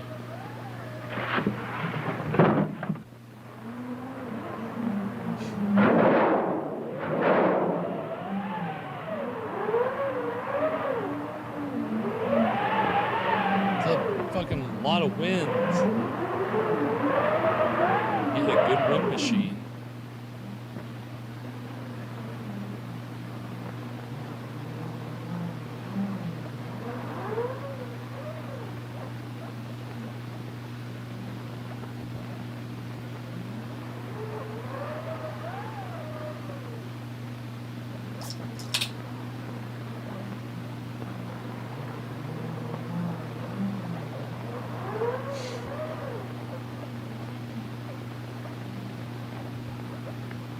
I wonder what's happened to them. Can't figure it out.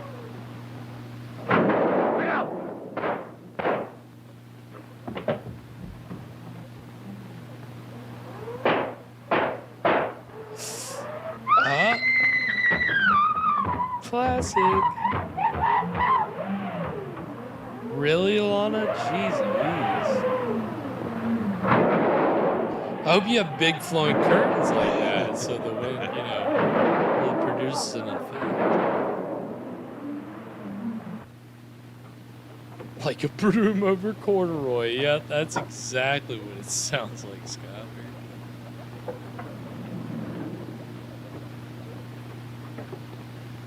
I mean, we've definitely had more wind here recently than I feel like is normal. Yeah. This room is as cold as the grave. Part of the fire. I trust Your Highness won't That's find it advisory unpleasant. or whatever. I don't suppose I'll big have time to factor catch with cold. Welcome, No. James. This is not for you. Yeah, I've this been is enjoying this movie. This yeah. is great. Conover. Miss Conover. You're not doing it for her. 1931. Oh, no. It's You killing it. ought to use. Got an Great. enjoyable villain. Great Why do you pre-code think that horror. I was... You killed my Good daughter, sets, good lighting. whom I loved. Now I am going to watch you kill the woman you love. I didn't kill your daughter. On my word. I've already had the word of a Petrov that you did. This Highness Prince Gregor betrayed you to me just before he died. Your brother sucks. You will need your hand.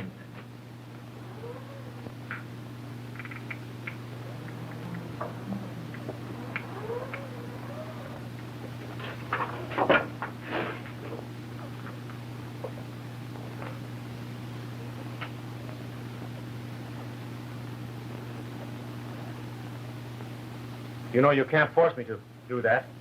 It is your choice, Highness. But let me remind you that after your death, she will be in our hands, alone.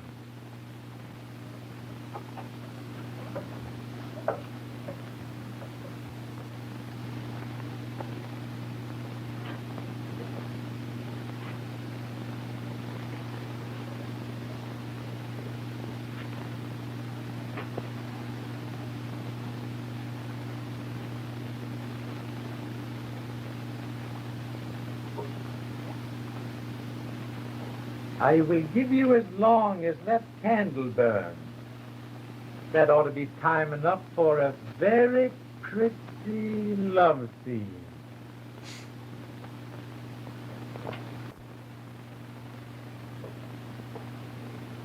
I mean, he just met this girl.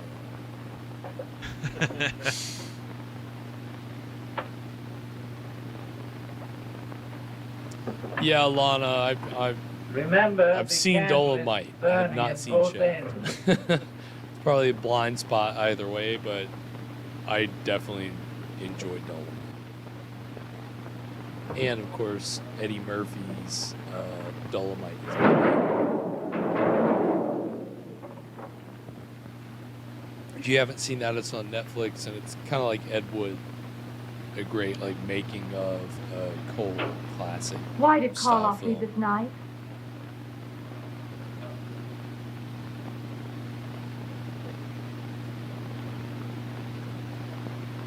Oh, Nicholas, they're going to kill you.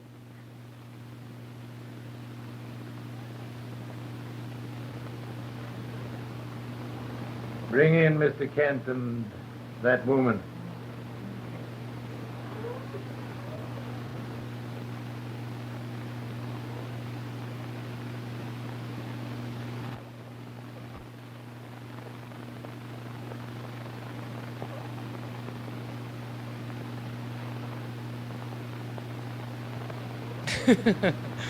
Yeah, Alana, that I would hope not. I think Bruce would be pretty chill. I would hope.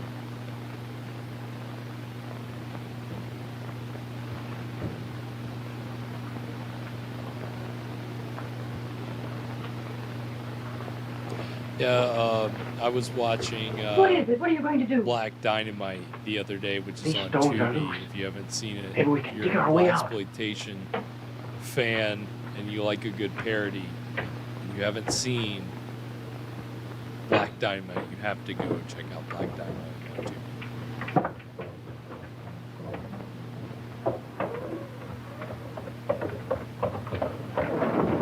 Well, here we are. You will doubtless be pleased to know that your imprisonment is at an end. You mean you're letting us go? I do. Yeah, I have not seen that one. How about series. Kitty and that young Petrov? When I'm safely away from here, you may remove their bodies. You mean... They're dead? No, not yet. But you will not have long to wait.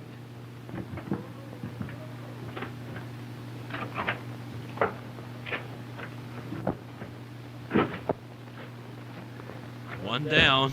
There's something else in there.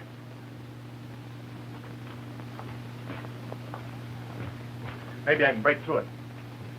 Is it his brother's body? What, I mean, what are we... You expect him to kill we that got girl? an Edgar Allan Poe No. thing going on? I expect him to do something quite different. He will attempt to escape.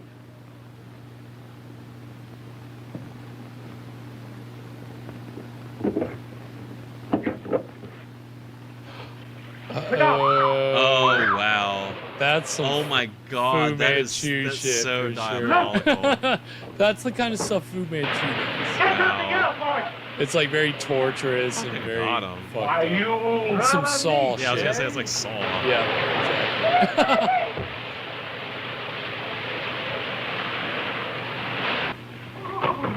Come on, get up. No use, Ken.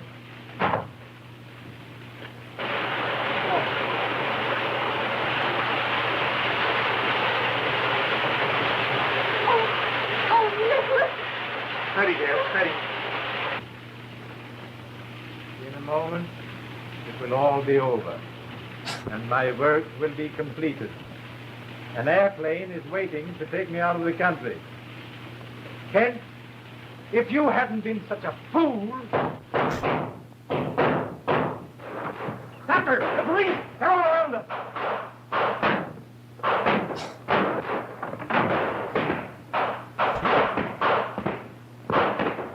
Just firing wildly. Perhaps I'm not such a fool as you think, Karlov. Before I let you capture me, I had one of my men phone New York for help. Peter! Yeah, this is definitely like Fu Manchu's counterpart, Nathan Smith. Come on! Come on! Come on! My baby. Great, yep, Alana, 100%. Sploosh. Sploosh.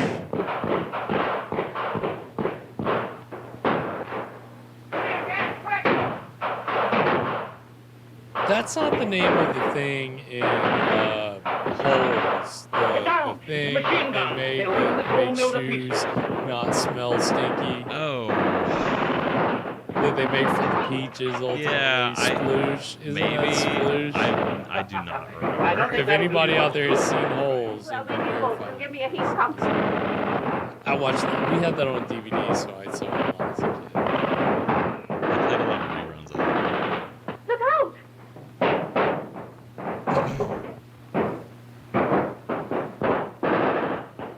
There's a firefight going on right now. We don't get a lot of those. No, not at all. Full on. Somebody's got like a machine, some kind of automatic weapon out there that's like firing multiple rounds. Nicholas, your friend was clever. Clever enough. No, wait, the women. My time is short. I cannot wait. Oh, stop. Auntie M to the rescue. Damn it. Sploosh. Come on, you gotta find a way out of there, buddy. Are you hurt, sir? No, I'm all right. Yeah. Where's Carlo? He's down there. He's gone. What? Nice. He's done for, sir. Try and get him out. Now you see the mess we got into? I told you how to be if we went to New York and lived on a roof. Men popping in at 2 o'clock in the morning, and us having to flee out here into the country and getting mixed up with a gang of scoundrels like this. Bullets flying everywhere and dead men are laying all over the floor. Horrid aunt. We never should have left Kansas. Well, for land's sake. She looks like Mama from Mama's Family. For land's sakes. Well, that was Drums of Jeopardy. And I mean, again, like a very solid movie. But I don't know how I feel about the last third of it. Yeah, I liked all the water. I mean, that whole. I mean, that was that was a nice bit. Yeah, like, that felt great. Yeah. You know, it did kind of end like a lot of these poverty row movies do. Just very quickly and very quickly, unsatisfyingly. kind of jokily. Yeah. And just the comic relief kind of gets the last word. Yeah. Yeah, that's 100%. Yeah, that's usually how these things go. But I mean, still, you know, I don't want that to tarnish the memory. That was a pretty good movie. Yeah, like I mean, again, the way that we present this show, we have breaks, all that. Watching it just uninterrupted, it's an hour and 5 minutes. It's even with the resolution being a little subpar. Yeah. I mean, hey, you know what else? We were talking about Rasputin. Yeah. He gets thrown in the river.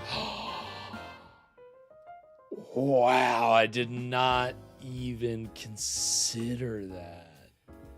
such a great point. Yeah.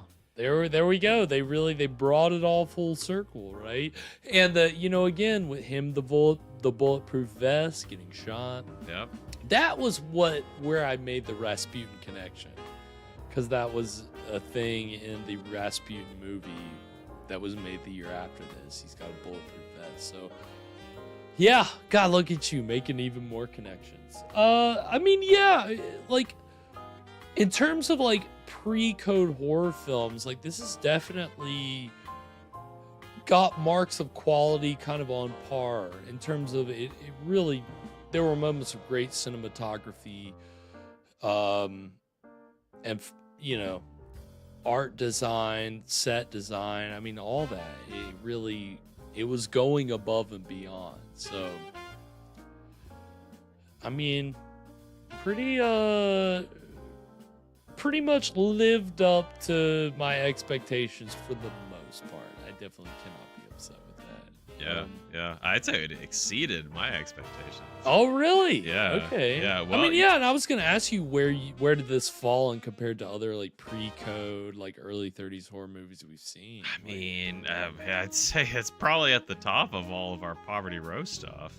I mean, it's funny that it's from the same producer of White Zombie and Vampire Bat, right? Like other Poverty Row productions with a lot of quality. And I mean, again, even just the opening with the mad scientist equipment, and like the way that shots were using camera movement to zoom in. I mean, we don't in the Death Kiss, which we saw at the end of last season, same studio.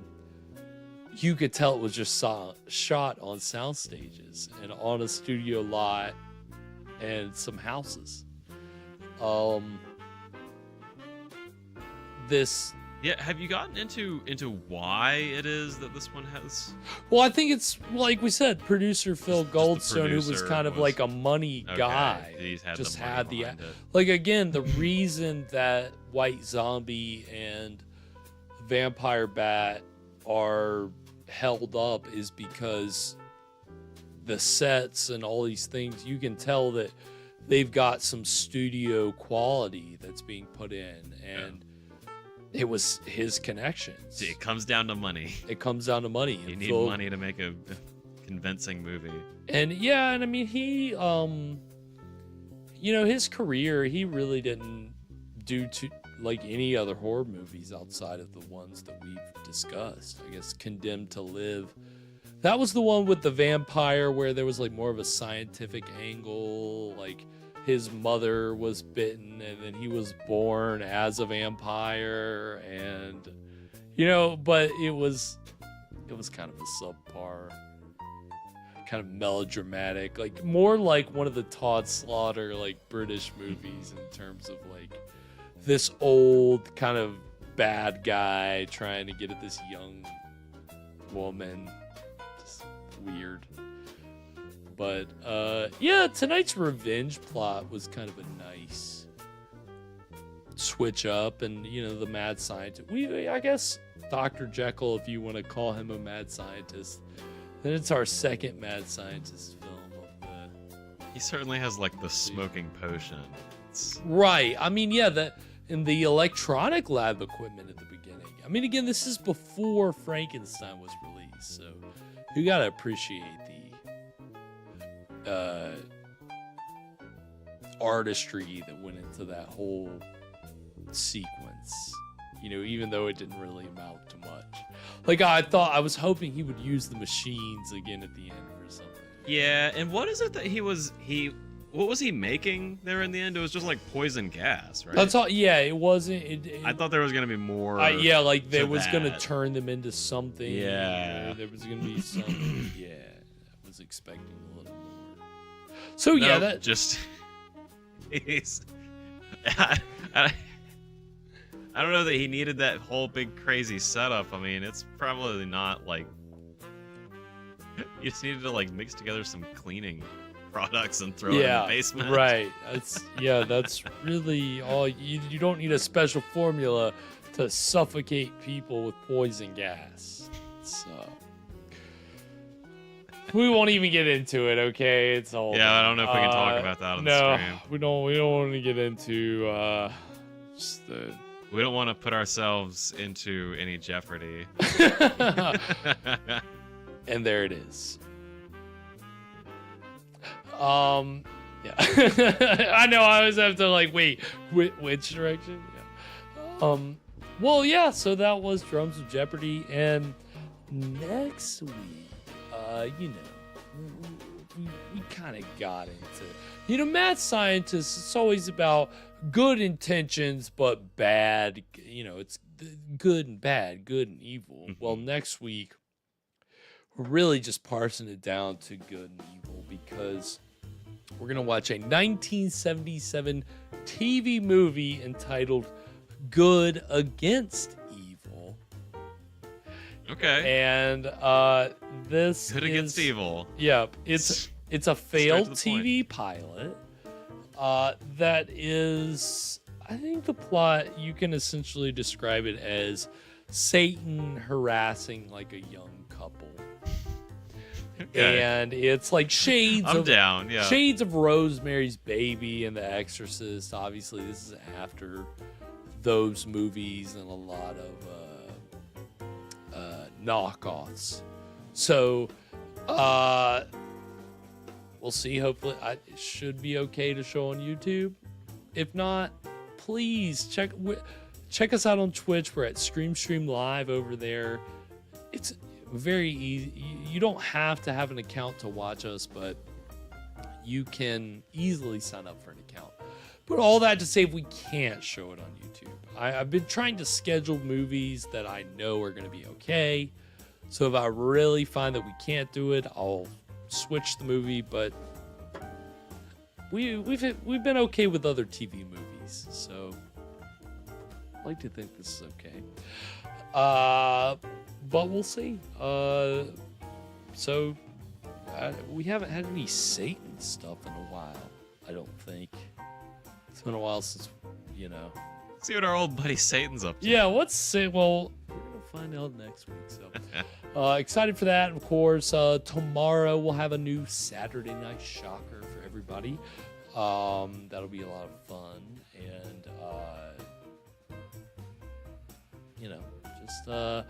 I don't know. I sometimes I make them ahead of time. Sometimes I make them on Saturday. So this is one I'm making tomorrow. So it's a mystery, but it'll be a lot of fun. So join us. And then on Sunday, we're going to be doing, tentatively, I'm pretty sure, just a little Scream Stream arcade action, which we haven't done. Ooh, okay. And it won't be me. I've been getting too frustrated even the last time I played Manos. So our good friend, well, I don't know if it's going to be Cylon or if it's going to be Tommy Falacia. But it's one or the other is going to be playing a game entitled The Movies, which is it's a sim style game where you can create a movie studio, but then you make movies. And so we're going to be playing on the mode where you can just make movies. You don't have to build a studio. So we want to ease into it. My challenge to Cylon/Tommy is to recreate a scene or literally mini scenes from a public domain horror movie that we've watched on the show. So where the movie of choice is House on Haunted Hill. So we're gonna see if in the movies we can recreate some scenes from House on Haunted Hill. Should be fun. Should be a good time.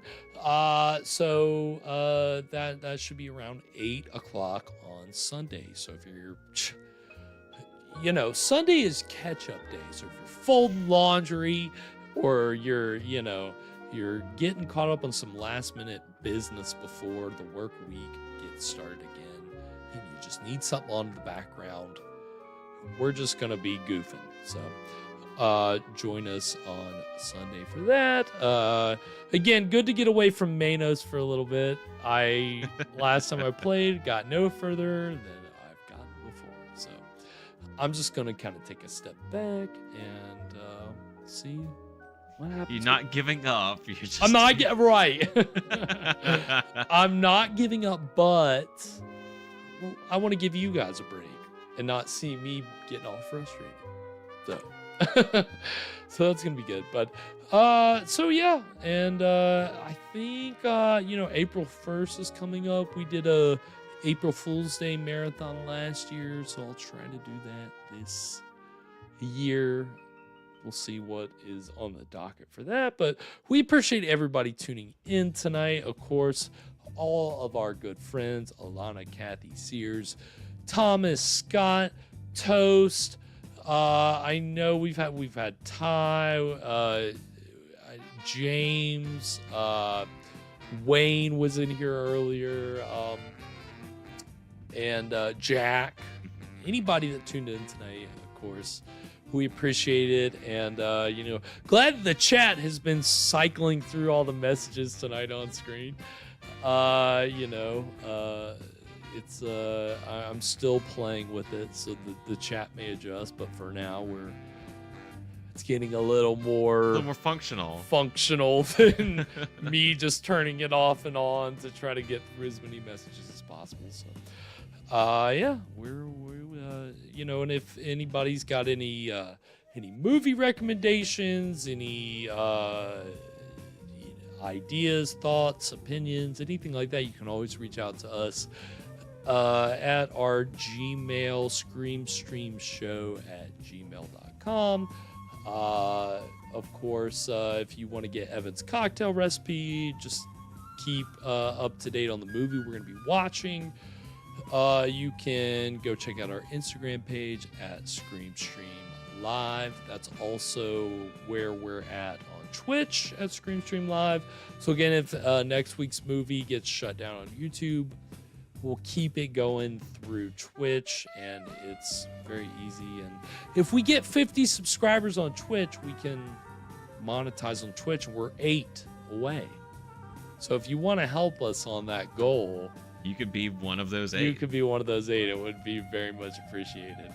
We're very close. And so that's like a backup that we have if YouTube doesn't work out. We're trying to keep our record clean. We want to keep broadcasting on YouTube, but some movies work, some movies don't. We're rolling the dice. I do as much research as I can. But if nobody else has streamed a movie before, we take the risk sometimes. And sometimes it works, and sometimes it doesn't. So that's part of the beauty of doing this show live on YouTube. Can we have a pledge drive for our 8 subscribers? We could. We only need 8 on Twitch, okay? We could do a whole big pledge drive on that. We could have the phones ringing off the hook. Operators are standing by to yep. take your subscription. Yep. Evan knows I've always specialized in telethons. That's very, very good at getting the phones to ring off the hook. So yeah, I mean, again, ideally we'll just be on YouTube the whole time next week, but we do have a backup, and we can hang out. We've had a great time tonight. Again, everybody in the chat, it's so much fun. So, yeah, this was the Drums of Jeopardy, and you can keep tabs on our socials and everything else. And again, Alana, Spectral Seamstress, that's right. Check out Evan's repping the shirt again. Mine's in the wash. So I'll be rocking it again soon. But check out thespectralseamstress.com if you got any spooky clothing needs or accessories. She's got hats and scarves and all kinds of cool things. And if anybody else wants us, got things that they're doing and want us to put the word out for, we're here. Again, we appreciate everybody tuning in, so we want to, your help, you giving to us, we want to give back to you.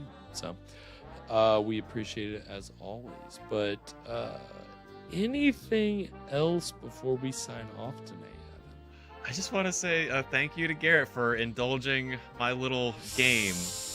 It was you knew it was gonna. You knew Hey, the joke was gonna be on me. Look, You we knew I was both took that risk. There was a 50-50 We did. I shot. mean, you're not wrong. But you know, sometimes that's just how the dice roll. And hey, all the better for the entertainment of everybody out there. So it all worked out. I hope everybody at home enjoyed that as much as I did. It was good. I'm glad I did. It was this has been the bums of Jeopardy.